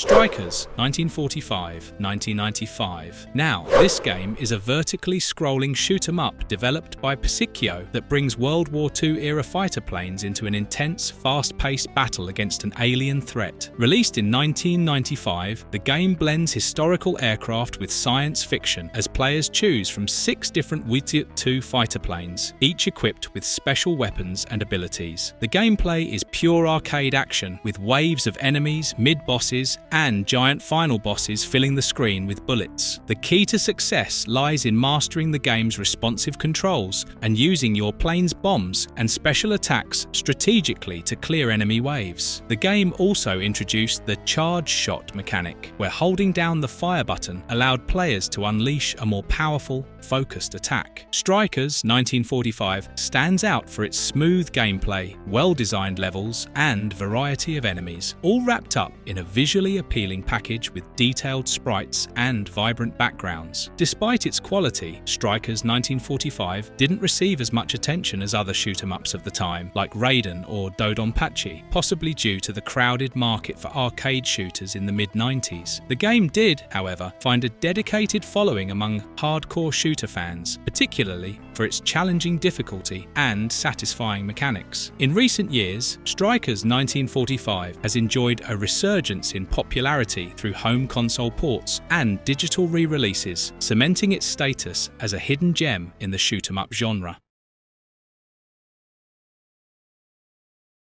Earth Defense Force, 1991. Released by Jaleco in 1991, this game pits players against an alien invasion threatening Earth. Players take control of a futuristic fighter jet, blasting through waves of alien ships and massive bosses in a variety of space-themed levels. One of the unique features of Earth Defense Force is its weapon selection system, which allows players to choose from 8 different types of weapons before each mission, offering a level of customization that was uncommon in shooters at the time. These weapons range from powerful lasers to homing missiles, each catering to different playstyles. The gameplay is fast and intense, with tight controls and challenging enemy patterns that require quick reflexes to survive. Visually, Earth Defense Force boasts colourful, detailed sprite work and impressive parallax scrolling that adds depth to the backgrounds. Despite its engaging gameplay and customizable mechanics, Earth Defense Force never gained the same level of recognition as other shooters shoot-'em-ups from the era, possibly because it was overshadowed by more popular titles like Gradius and R-Type. Additionally, the game's difficulty may have been a barrier for more casual players. However, for fans of the genre, Earth Defense Force offers a challenging and satisfying experience with plenty of replay value, thanks to its diverse weapon options and intense action.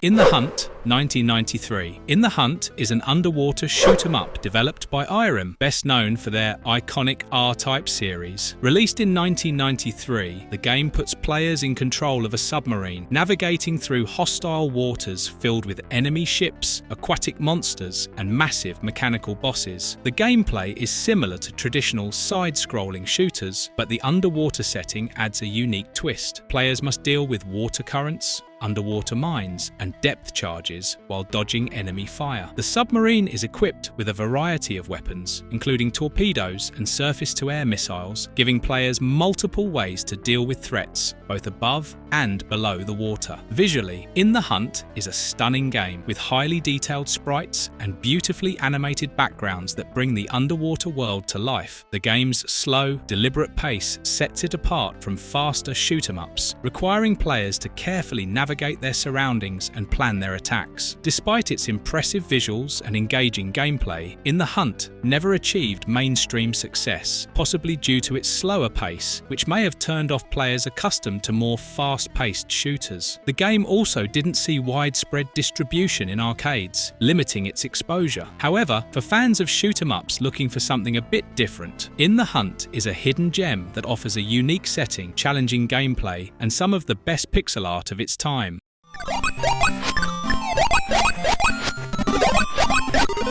Tapper, 1983. Developed by Bally Midway in 1983, the game casts players as a bartender tasked with serving thirsty patrons before they get too rowdy. The gameplay is straightforward. Players must pour drinks and slide them down the bar to waiting customers, all while collecting empty mugs and keeping the bar from becoming overcrowded. As the game progresses, the difficulty ramps up with more patrons appearing and the pace of the game increasing. The levels are set in various locations, including a saloon, a sports bar, and even an alien cantina, each with its own unique background and character designs. One of the game's standout features is its humour. Patrons will angrily demand drinks, and if you're too slow, they'll toss you out of the bar. Tapper also features some of the most charming and detailed sprite work of its era, with lively animations that bring the bustling bar scenes to life. Despite its fun, fast-paced gameplay and unique concept, Tapper has remained somewhat of a cult classic rather than a mainstream hit, possibly because it was overshadowed by more traditional action or platforming games. However, it has gained a loyal following over the years and remains a beloved title for those who enjoy quick, skill-based arcade games with a light-hearted twist.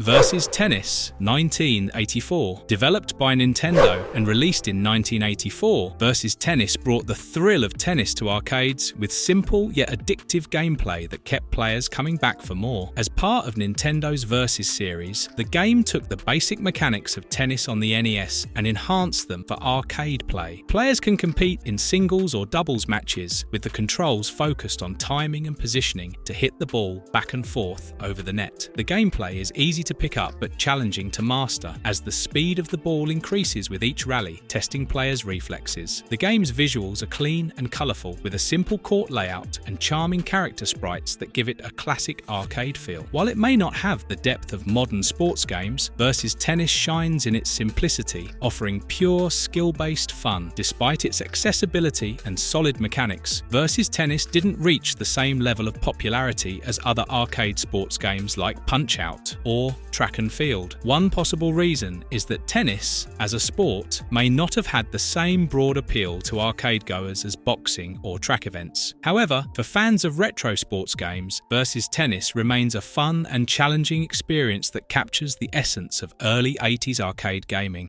Android First Class Blinky, Cruiser the Berserker Baboon, and Earth Boy Genius Willie.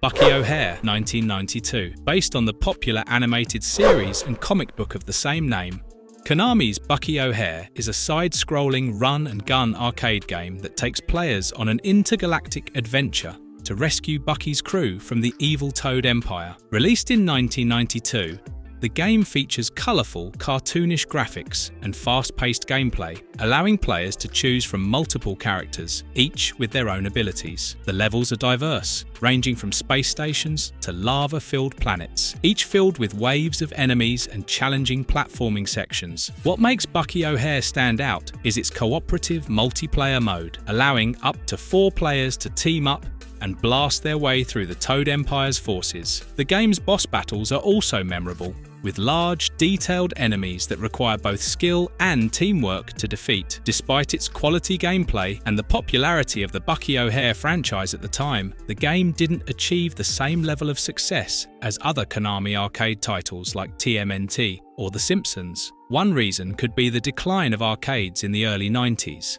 coupled with the fact that the Bucky O'Hare cartoon, while beloved, never reached the same level of mainstream success as other animated shows. However, for fans of the series and classic run-and-gun action, Bucky O'Hare is a hidden gem that delivers plenty of intergalactic fun.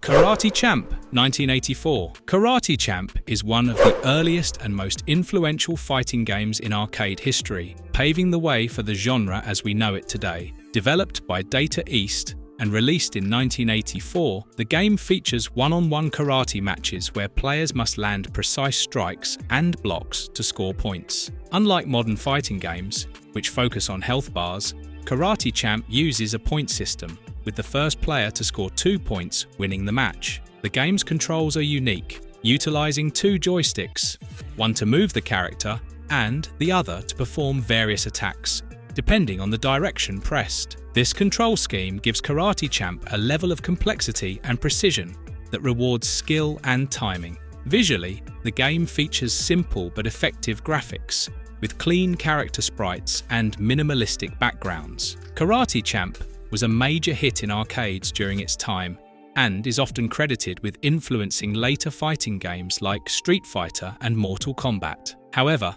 as fighting games evolved, Karate Champ began to feel outdated, and its rigid control scheme may have turned off players looking for more fluid action. Despite this, its historical significance cannot be overstated, and it remains a beloved classic for those who appreciate the roots of the fighting game genre. For fans of retro games, Karate Champ is a must-play for its pioneering mechanics and its role in shaping arcade history.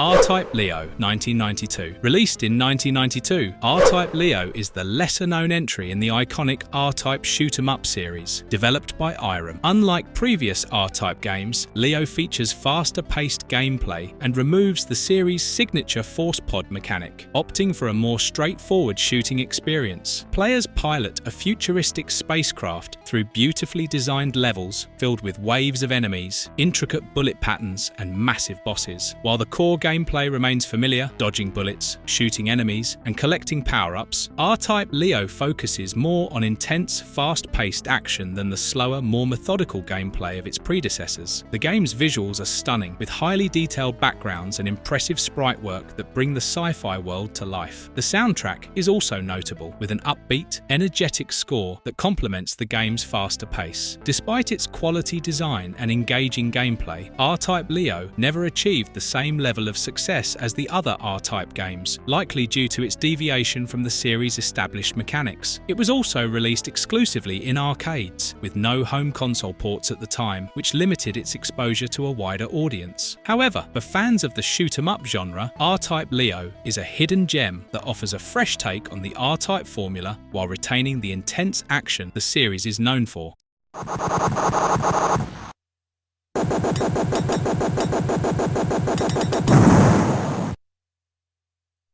Sky Sky Soldiers, 1998. The game takes place in a futuristic world where players pilot advanced fighter jets to battle an army of mechanical enemies and bosses. The gameplay is fast-paced and intense, with players shooting down waves of enemies while dodging intricate bullet patterns. One of the game's standout features is its power-up system, allowing players to collect various weapons and upgrades to enhance their firepower. The visuals are vibrant and colourful, with detailed sprite work and smooth animations that keep the action engaging from start to finish. Despite its solid gameplay and appealing graphics, Sky Soldiers flew under the radar, possibly because it was released during a time when the arcade shoot-'em-up genre was starting to decline. Additionally, the game didn't receive a home console port, which limited its reach beyond arcades. As a result, Sky Soldiers remained largely unknown to all but the most dedicated shoot-'em-up fans. However, for those who enjoy fast-paced, vertically scrolling shooters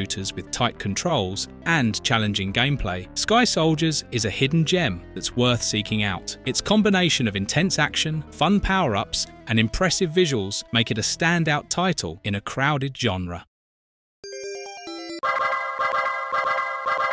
Windjammers, 1994. Released by Data East in 1994, Windjammers is a fast-paced sports action game that combines elements of air hockey and frisbee with a competitive arcade twist. Players choose from a roster of international athletes and go head-to-head in a game of flying disc on a variety of court designs. The goal is simple: throw the disc into the opponent's goal zone to score points. However, the gameplay is anything but simple. Each character has unique stats like speed, power, and special moves, adding depth and strategy to the seemingly straightforward gameplay. What makes Windjammers so addictive is its intense back-and-forth rallies and the exhilarating feeling of pulling off a well-timed special move. The vibrant graphics, colourful courts, and energetic soundtrack all contribute to its arcade charm. Despite its simple premise, Windjammers didn't become a massive hit during its initial release, possibly due to its niche appeal compared to other sports games. However, the game has since developed a cult following, particularly in competitive gaming circles, where it's praised for its deep mechanics and fast-paced action. With recent re-releases and an official sequel, Windjammers has proven to be a timeless classic that's still a blast to play.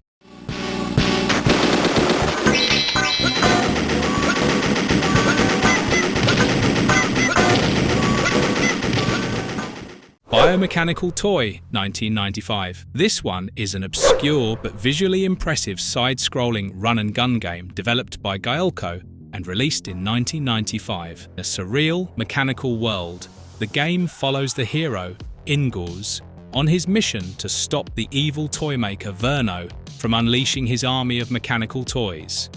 The gameplay is fast-paced and action-packed, with players blasting their way through waves of enemies across imaginative, intricately designed levels. The game's standout feature is its stunning, hand-drawn graphics that bring the bizarre, toy-themed world to life. Each level is packed with detail, from creepy toy factories to elaborate clockwork castles. The bosses are equally memorable, with large mechanical monstrosities providing intense battles. Despite its striking visuals and creative setting, Biomechanical Toy never gained widespread popularity, likely due to its limited arcade distribution and the crowded market for run-and-gun games at the time. It also never saw a home console release, which restricted its exposure to a broader audience. However, for fans of run-and-gun games or those looking for a hidden gem with unique art and imaginative level design, Biomechanical Toy offers a thrilling and visually captivating experience that stands out from its contemporaries.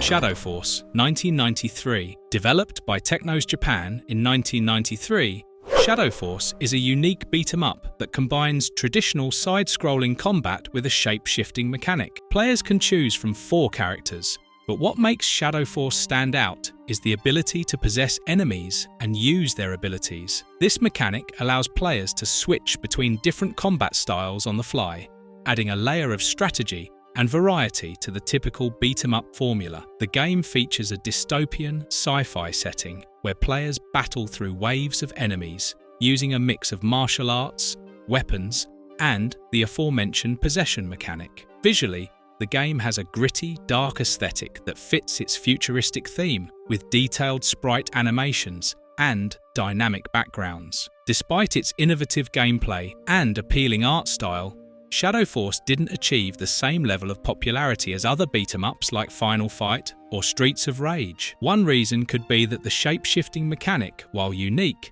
may have been too complex for casual players looking for straightforward action. The game also lacked widespread arcade distribution, which limited its audience. However, for fans of beat-em-ups who enjoy a bit of experimentation and strategy, Shadow Force is a hidden gem that offers a fresh take on the genre.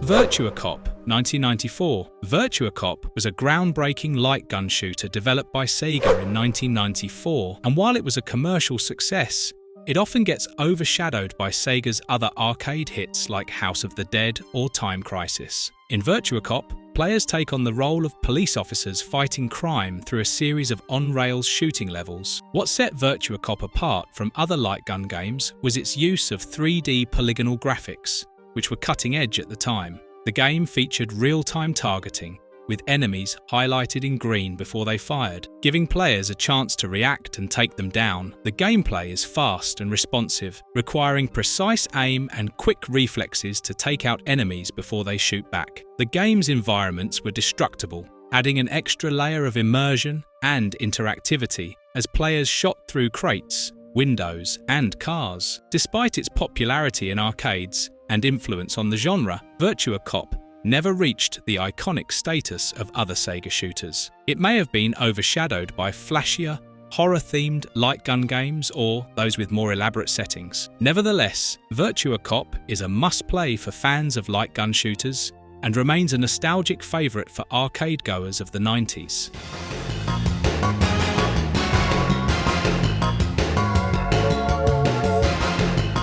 Marvel Comics Avengers in Galactic Storm!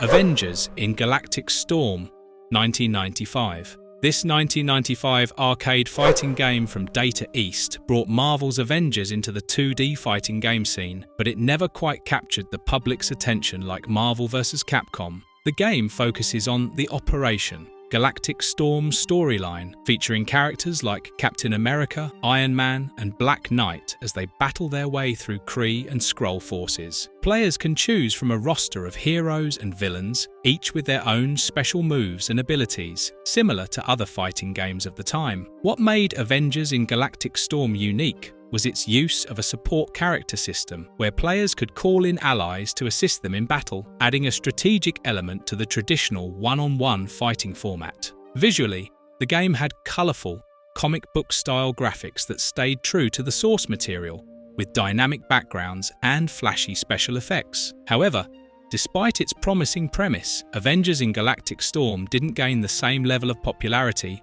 as other Marvel-based fighters, possibly because it was released in a crowded market dominated by Street Fighter and Mortal Kombat. The game also never saw a home console port, which further limited its exposure. For Marvel fans, however, Avengers in Galactic Storm offers a nostalgic, action-packed experience that's worth seeking out for its unique take on the fighting genre. Zero Team, 1993. Zero Team is a beat-em-up developed by Seibu Kaihatsu in 1993, and while it may not be as well known as other titles in the genre, it offers a solid, action-packed experience that stands out for its fast-paced gameplay and colourful visuals. The game follows a team of 4 superheroes as they fight their way through waves of enemies to save the world from an evil organisation. Each character has their own fighting style, from traditional martial arts to grappling and acrobatics, offering a good mix of moves and special attacks. One of Zero Team's standout features is its speed. The gameplay is fast, with quick combos, dash attacks, and responsive controls that keep the action moving at a brisk pace. The game also includes a variety of weapons that can be picked up and used against enemies, from baseball bats to throwing knives, adding some extra variety to the combat. Despite its quality gameplay and appealing character designs, Zero Team never reached the same level of popularity as other beat-em-ups, likely due to the sheer number of similar games released in the early 90s. The game also didn't see a home console port, which limited its exposure outside of arcades. However, for fans of the genre looking for a fast, fun and challenging beat-em-up, Zero Team is a hidden gem that's well worth checking out.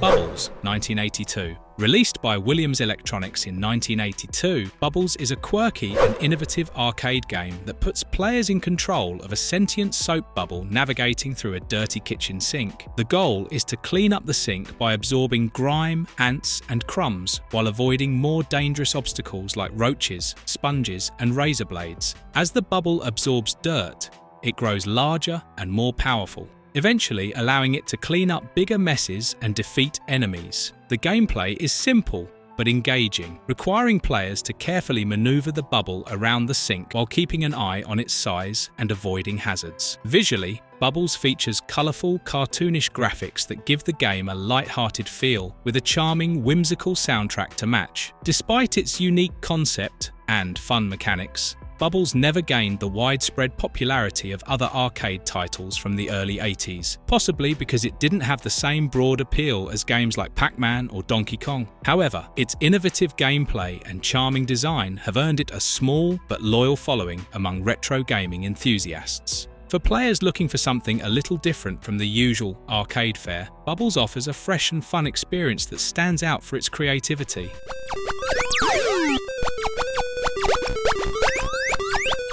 Guzzler, 1983. Developed by Taycan, now Tecmo, and released in 1983, Guzzler is a maze game with a unique twist. Players control a fire-breathing creature tasked with extinguishing fires throughout a maze-like structure. The gameplay revolves around drinking water from various sources and then spitting it out to put out fires while avoiding enemies that spawn from the flames. As players move through the maze, they must manage their water supply and avoid getting cornered by enemies, adding a layer of strategy to the fast-paced action. The game's simple yet addictive mechanics, combined with its bright, colourful graphics, make Guzzler a charming and enjoyable arcade experience. Despite its engaging gameplay and innovative concept, Guzzler never reached the same level of popularity as other maze games like Pac-Man or Dig Dug, likely due to the crowded market for similar titles in the early 80s. Additionally, the game's relatively short play sessions may have limited its replayability for some players. However, Guzzler is a fun, underrated maze game that offers a unique spin on the genre,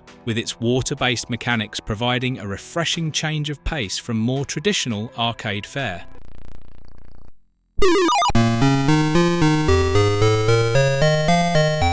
Blueprint, 1982. Released by Bally Midway in 1982, Blueprint is a puzzle arcade game that offers a unique blend of strategy and action. Players control a character named JJ, who must navigate a series of houses to collect pieces of a blueprint and use them to build a machine that will stop his girlfriend from being attacked by a monster. The gameplay involves moving through mazes, avoiding enemies, and picking up blueprint pieces while managing time and resources. Once all the pieces are collected, players must assemble the machine and activate it to progress to the next level. Blueprint stands out for its combination of puzzle solving and fast-paced action, as players must think quickly and carefully plan their movements to avoid enemies and complete the blueprint in time. The game's colourful graphics and catchy music add to its appeal, creating a light-hearted, fun atmosphere. Despite its innovative gameplay, Blueprint didn't achieve the same level of success as other arcade titles from the early 80s, possibly because its blend of puzzle and action elements made it harder for players to grasp at first. However, for fans of retro arcade games looking for something a bit more strategic, Blueprint offers a rewarding and challenging experience that's worth revisiting.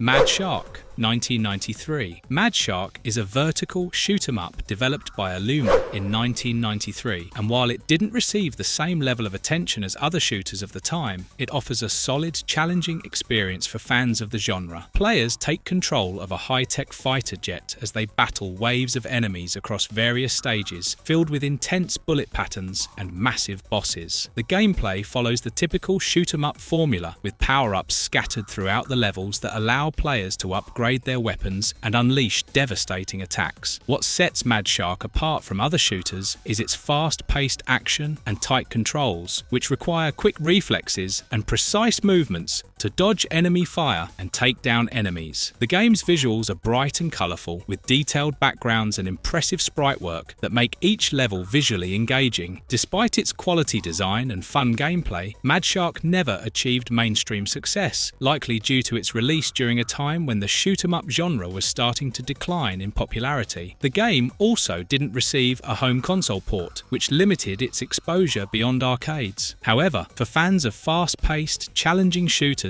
Mad Shark is a hidden gem that offers plenty of intense, arcade-style action.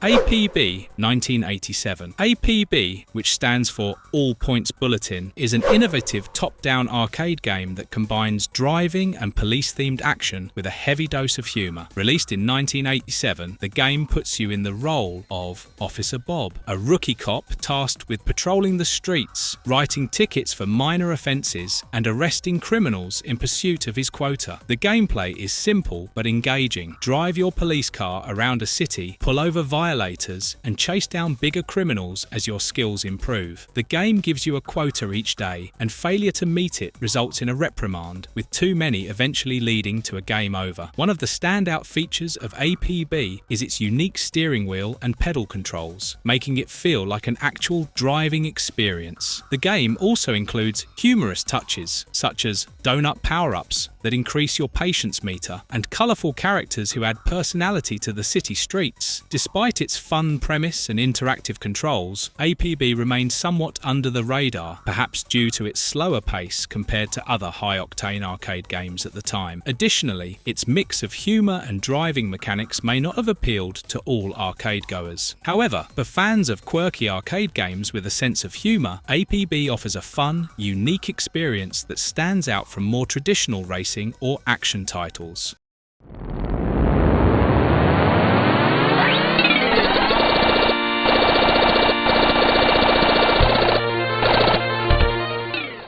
Quartet 1986. Released by Sega in 1986, Quartet is a side-scrolling action platformer that blends cooperative multiplayer gameplay with science fiction themes. Up to 4 players can join forces to take on an alien invasion, controlling one of 4 unique characters: Joe, Mary, Edgar, or Lee. Each character has their own abilities, and the game emphasizes teamwork as players work together to clear levels filled with alien enemies and bosses. The gameplay is fast-paced, with a mix of platforming, shooting, and cooperative puzzle solving. Quartet features vibrant, colourful graphics that capture the sci-fi atmosphere, and the music adds an energetic feel to the gameplay. What makes Quartet stand out is its multiplayer focus. Having up to 4 players on screen at once was a rarity in the mid-80s, and the game encourages cooperation as each character's abilities complement the others. Despite its innovation, Quartet didn't achieve the same level of success as other multiplayer arcade games, likely because it was released around the same time as Sega's Gauntlet, which had a similar multiplayer setup but more familiar fantasy themes. Additionally, the game's difficulty could be punishing, which may have deterred casual players. However, for fans of cooperative arcade action, Quartet is a hidden gem that offers a unique mix of teamwork, platforming, and sci-fi thrills.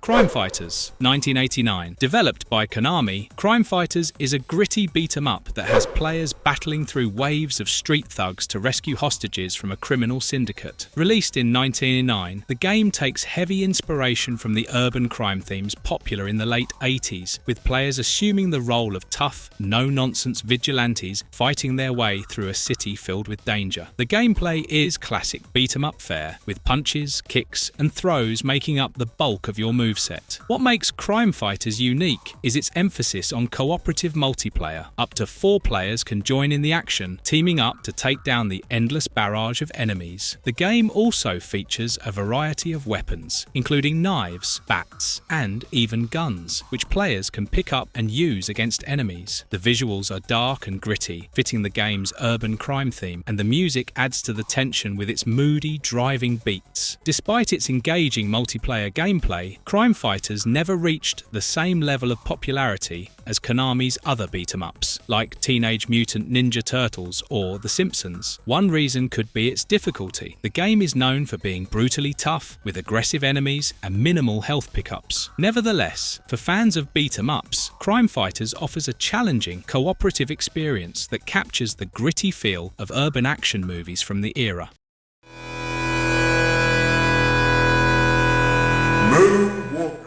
Michael Jackson's Moonwalker, 1990. Michael Jackson's Moonwalker is a combination of music, dance, and action, released by Sega in 1990 and based on the 1988 film of the same name. In this side-scrolling beat-em-up, players control Michael Jackson as he rescues kidnapped children from the clutches of the evil Mr. Big, all while using his signature dance moves as attacks. The gameplay is simple but fun. Michael can punch, kick, and unleash special dance attacks that cause enemies to break out into synchronized dance routines before collapsing. Each level is themed after one of Jackson's iconic songs, with the background music adding to the immersive experience. Visually, the game features colorful graphics and detailed animations, especially for Michael's dance moves, which are faithfully recreated. One of the most memorable aspects of the game is the Dance Magic special attack, where hitting a button causes all enemies on screen to break into a choreographed dance with Michael before being defeated. Despite its unique concept and connection to one of the biggest pop stars of all time, Moonwalker remained somewhat underrated in arcades, likely due to its relatively short length and niche appeal. However, it has since gained a cult following, both for its campy charm and for its place in pop culture history as one of the few video games starring a music icon.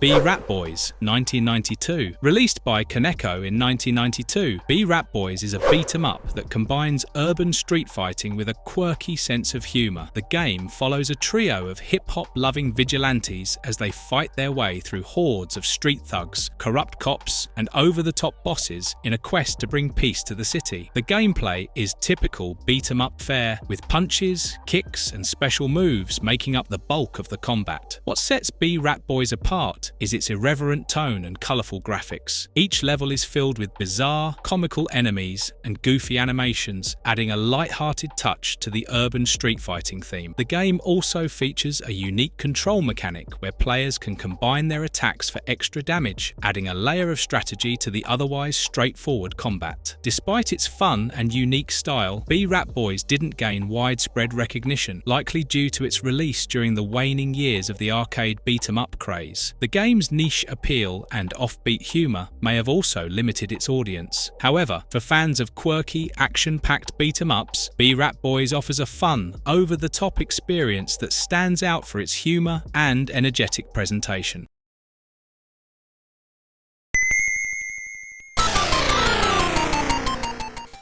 Mr. Doe's Wild Ride, 1984. Unlike its predecessor, which focused on digging and collecting fruit, Mr. Doe's Wild Ride shifts the action to a roller coaster theme park. Players control Mr. Doe as he navigates dangerous roller coaster tracks, dodging oncoming carts and collecting cherries to score points. The game is all about timing and quick reflexes, as players must move up and down ladders and across platforms while avoiding the deadly roller coaster cars speeding by. The level design is creative, with each stage presenting new challenges and obstacles to keep players on their toes. Visually, the game features colourful, cartoonish graphics that fit the light-hearted theme park setting. Despite its charming premise and fun gameplay, Mr. Doe's Wild Ride didn't achieve the same level of success as its predecessor, possibly due to its shift in gameplay style and the crowded arcade market at the time. However, for fans of classic arcade action, Mr. Doe's Wild Ride offers a challenging and entertaining experience that's well worth revisiting for its fast-paced, high-stakes platforming.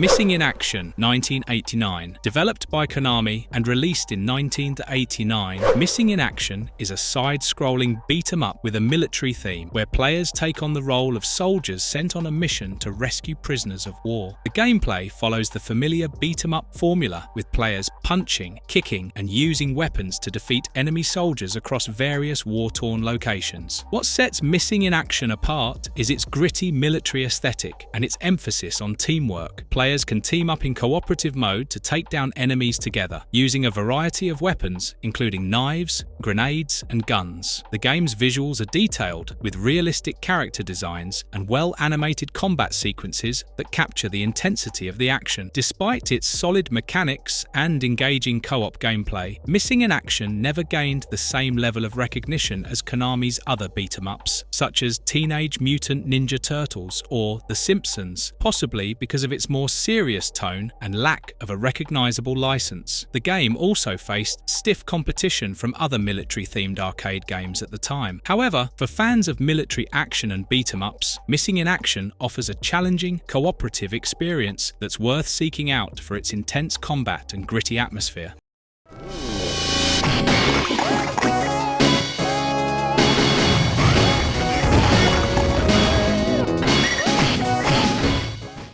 Night Slashers, 1993. Night Slashers, released by Data East in 1993, is a beat-em-up with a horror twist, blending traditional side-scrolling combat with supernatural elements. Players choose from 3 characters, Jake, Christopher, and Honghua, who each have unique abilities as they battle through hordes of zombies, vampires, and other monsters. The game's dark, gothic atmosphere sets it apart from other beat-em-ups, with detailed, gruesome sprite work and levels that range from haunted mansions to decrepit graveyards. One of the standout features of Night Slashers is its over-the-top gore. Enemies explode in showers of blood, and the game doesn't shy away from its horror inspirations. The gameplay is fast-paced and satisfying, with each character offering a different combat style, from Jake's raw power to Christopher's magic-based attacks. Despite its engaging gameplay and unique horror theme, Night Slashers didn't achieve widespread success, likely due to the declining popularity of beat-em-ups in the early 90s and the niche appeal of its horror elements. The game also didn't receive a home console port, which limited its audience to arcade goers. However, for fans of horror and beat-em-ups, Night Slashers is a hidden gem that delivers plenty of gruesome action, atmospheric levels, and a memorable cast of characters.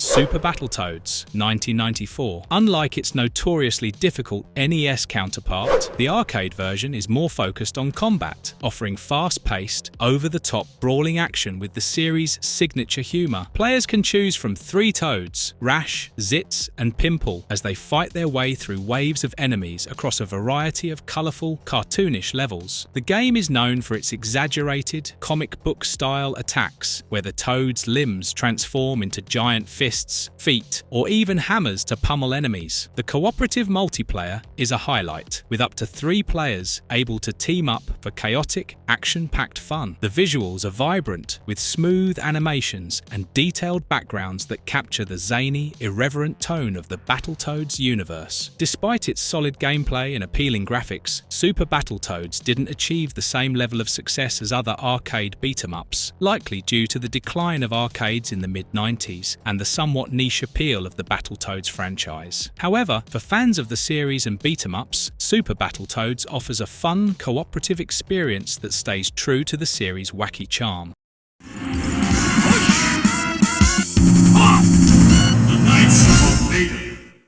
Knights of Valor, 1999. Developed by IGS and released in 1999, Knights of Valor is a beat-em-up set during the Three Kingdoms period of Chinese history, offering a unique blend of traditional beat-em-up gameplay with RPG elements. Players choose from a roster of historical figures, including Guan Yu, Zhang Fei, and Zhao Yun, each with their own unique abilities and fighting styles. The gameplay is fast-paced and action-packed, with players battling through waves of enemies, collecting power-ups and leveling up their characters. One of the standout features of Knights of Valor is its deep combat system. Each character has a variety of moves and combos, and players can acquire new weapons and abilities as they progress. The game's visuals are colourful and detailed, with beautifully animated character sprites and dynamic backgrounds that bring the historical setting to life. Despite its quality design and engaging gameplay, Knights of Valor didn't gain widespread recognition outside of Asia, likely due to its limited arcade distribution and the niche appeal of its historical setting. However, the game has since developed a loyal following, particularly in China and Taiwan, where it remains a popular arcade title. For fans of beat-em-ups and Chinese history, Knights of Valor offers a unique and rewarding experience with plenty of depth and replayability.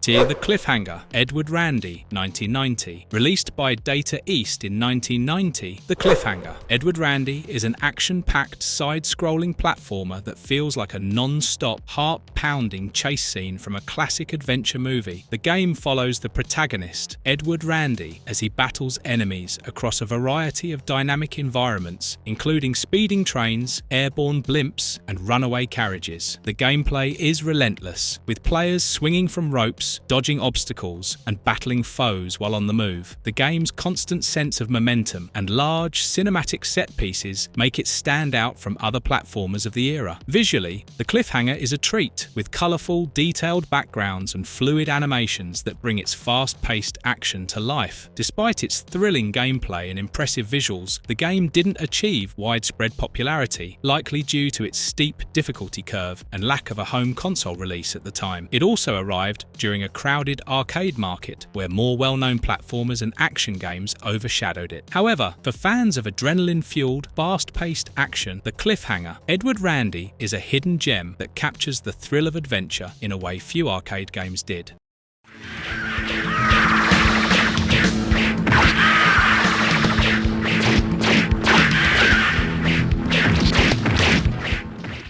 Warrior Blade, Rastan Saga, Episode 3, 1992, developed by Taito and released in 1992. This is the third installment in the Rastan series, a classic sword and sorcery beat-em-up that puts players in the role of a barbarian warrior, battling through hordes of monsters. Unlike its predecessors, Warrior Blade adopts a side-scrolling beat-em-up format, allowing players to choose from 3 different characters, Rastan, Dewey, and Sophia. Each character has their own unique abilities and weapons, adding variety to the gameplay. The game is set in a fantasy world filled with castles, dungeons, and ancient ruins, all rendered in detailed, colourful graphics that capture the epic scale of the adventure. The combat is fast-paced and satisfying, with players able to unleash powerful combos and special moves to take down enemies. Despite its engaging gameplay and visually impressive design, Warrior Blade remained somewhat underrated, possibly due to its limited distribution and the declining popularity of beat-em-ups in the early 90s. It also didn't receive a home console port, which limited its exposure to a broader audience. However, for fans of fantasy-themed beat-em-ups and sword-swinging action, Warrior Blade offers an epic, challenging experience that's well worth revisiting.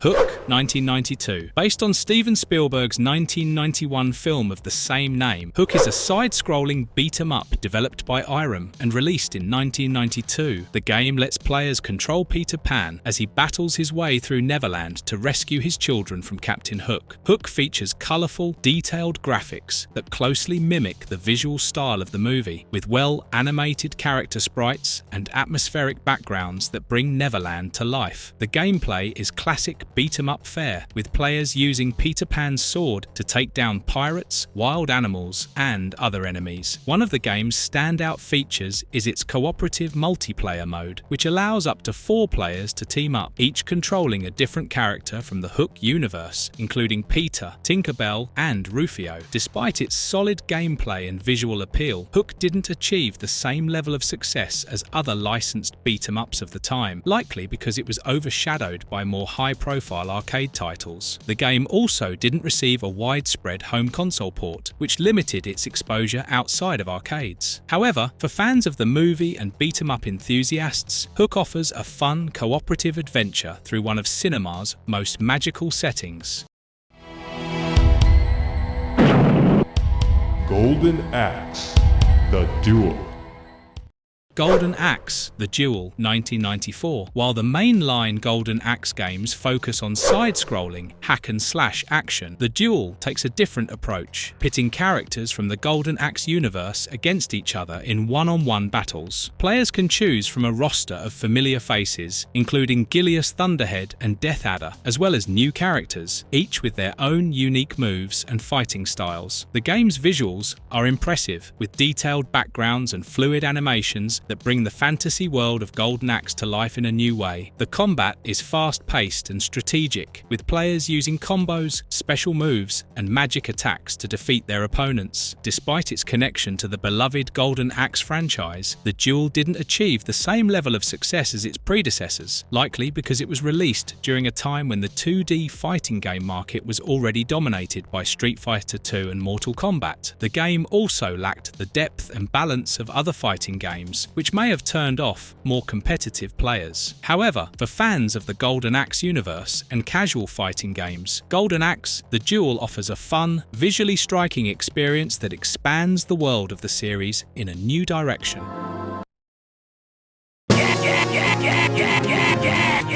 Twin Eagle 2: The Rescue, 1994. Developed by Seta and released in 1994, it may not be as well known as other shooters from the era, but it delivers a solid, action-packed experience. Players control a helicopter pilot on a mission to rescue hostages from enemy territory, blasting through waves of enemy aircraft, tanks, and ground troops along the way. The gameplay is fast-paced, with a focus on dodging enemy fire and using power-ups to upgrade your helicopter's weapons. One of the game's standout features is its cooperative multiplayer mode, allowing two players to team up and tackle the enemy forces together. The graphics are detailed and colourful, with impressive sprite work that brings the chaotic battlefield to life. Despite its engaging gameplay and cooperative mode, Twin Eagle 2 didn't achieve widespread popularity, likely due to the crowded market for shoot-'em-ups in the mid-90s. It also didn't receive a home console port, which limited its exposure to arcade-goers only. However, for fans of helicopter shooters and cooperative arcade action, Twin Eagle 2 offers a fun, challenging experience with plenty of fast-paced aerial combat. Get set.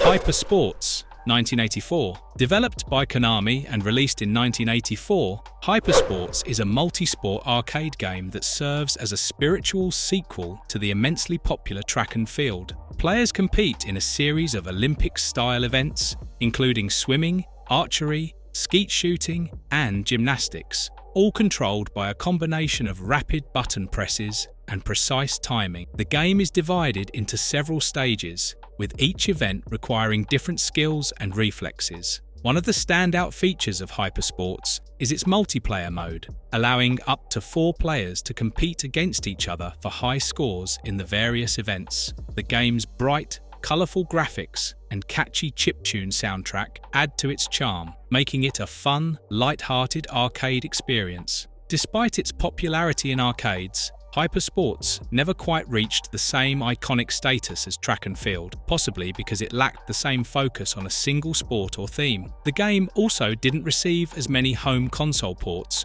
which limited its exposure to a wider audience. However, for fans of retro sports games and competitive arcade action, Hyper Sports remains a fun, challenging experience that captures the excitement of Olympic competition in pixel form.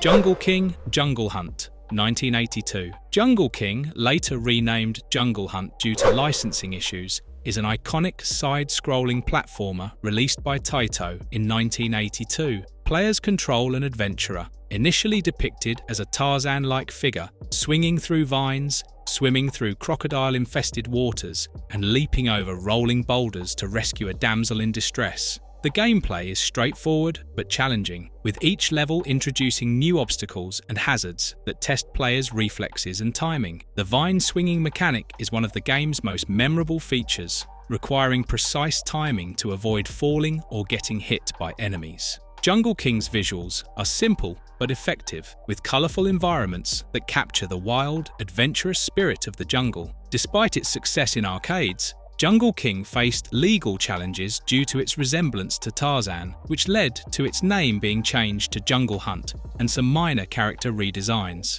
While the game was popular in arcades during its time, it has since been overshadowed by more complex platformers that followed. However, for fans of early arcade platformers, Jungle Hunt offers a nostalgic, fast-paced adventure that still holds up as a fun, challenging experience.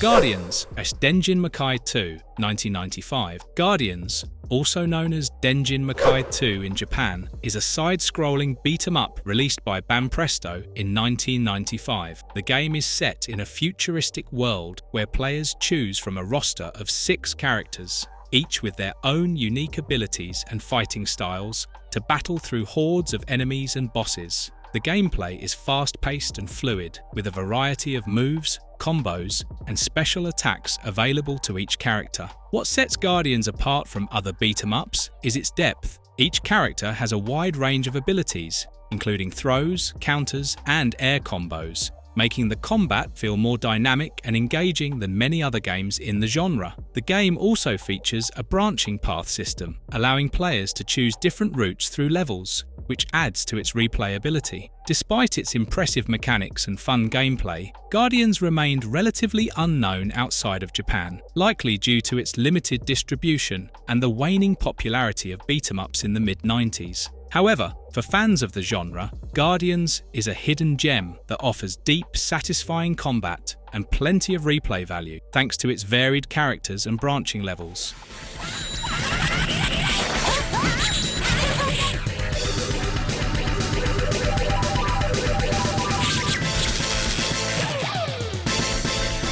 Asura Blade, Sword of Dynasty, 1998. This one is a 2D fighting game developed by Fuki and released in 1998. And while it never gained the mainstream attention of other fighters like Street Fighter or King of Fighters, it offers a solid, fast-paced experience for fans of the genre. The game is set in a fantasy world where players choose from a roster of characters, each armed with a unique weapon and special abilities, to engage in one-on-one battles. The combat is fluid and fast, with an emphasis on weapon-based attacks and flashy special moves. One of the standout features of Asura Blade is its combo system, which allows players to chain together attacks for devastating results, adding a layer of strategy and skill to the gameplay. Visually, the game is colourful and detailed, with well-animated character sprites and dynamic backgrounds that bring the fantasy setting to life. Despite its quality design and engaging combat,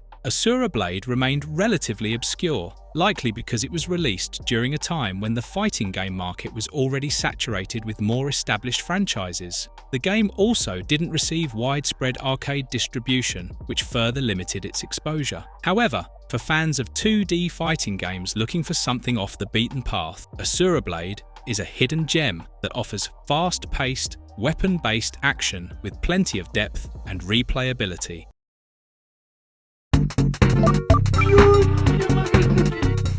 Aquario of the Clockwork, 1993. Developed by Westone, Aquario of the Clockwork was a long-lost arcade game that never saw an official release until its resurrection in 2021. Originally developed in 1993, the game is a side-scrolling platformer that follows the adventures of 3 characters, Huck Lundo, El Moon, and Gash, on a quest to stop an evil empire. The gameplay is classic platforming, with players jumping, throwing objects, and battling enemies across a variety of colourful, clockwork-themed levels. What sets Aquario apart is its vibrant, hand-drawn graphics, which were a visual treat for the time, with smooth animations and detailed backgrounds that bring the whimsical world to life. The game also features cooperative multiplayer, allowing 2 players to team up and tackle the adventure together. Despite its impressive visuals and fun gameplay, Aquario never saw the light of day in arcades due to the changing market and shifting focus toward 3D games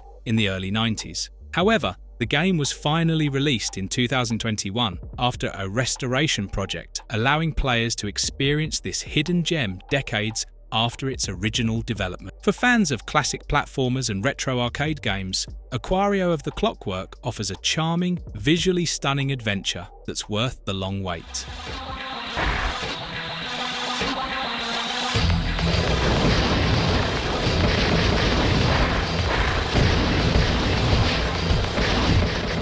Ediscover 1998. Developed by Cave and released in 1998, ESP-RA-D is a vertically scrolling bullet hell shoot-'em-up that stands out for its psychic-powered protagonists and urban setting. Instead of piloting traditional spacecraft, players control one of 3 human characters with ESP powers, fighting their way through waves of enemies in a dystopian future. The game's core mechanic revolves around powerful psychic attacks, which can wipe out enemies and bullets, adding a unique twist to the genre. The game is fast-paced and requires quick reflexes, with players dodging intricate bullet patterns while unleashing their own barrage of attacks. Visually, ESP-RA-D features detailed, colourful sprite work that brings its urban environments to life, with everything from city streets to industrial complexes serving as battlefields. Despite its unique premise and solid gameplay, ESP-RA-D remained relatively obscure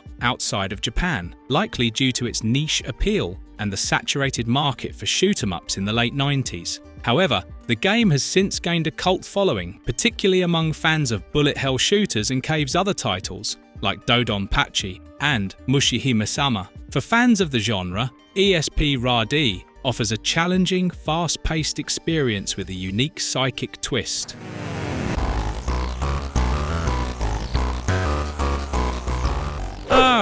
1987. A quirky, monster-themed action game developed by Arcadia Systems and released in 1987, players control a giant monster, a dragon or an ogre, on a mission to destroy cities and defeat enemies while collecting eggs to complete each level. The gameplay is simple but satisfying. Stomp on buildings, crush enemies, and dodge attacks from tanks, planes, and other human forces trying to stop you. Each level is a different city, with varying layouts and defenses, keeping the gameplay fresh. One of the game's standout features is its destructible environments. Virtually every building in the game can be smashed to pieces, which was a novel concept for the time. Despite its fun premise and chaotic action, didn't achieve widespread success, possibly because it lacked the depth and polish of other arcade action games. The game's repetitive gameplay may have also turned off some players looking for more variety. However, for fans of monster-themed destruction games and retro arcade action,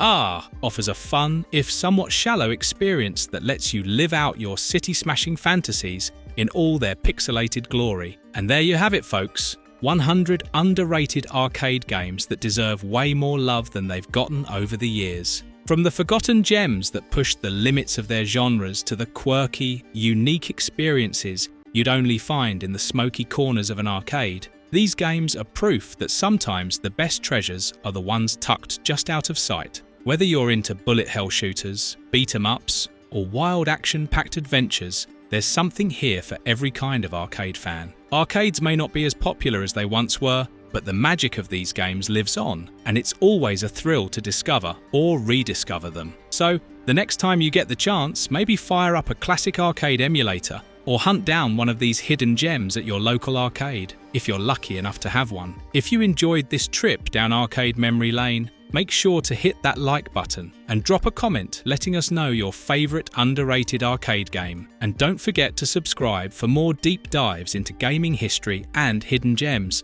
You won't want to miss out on what's coming next.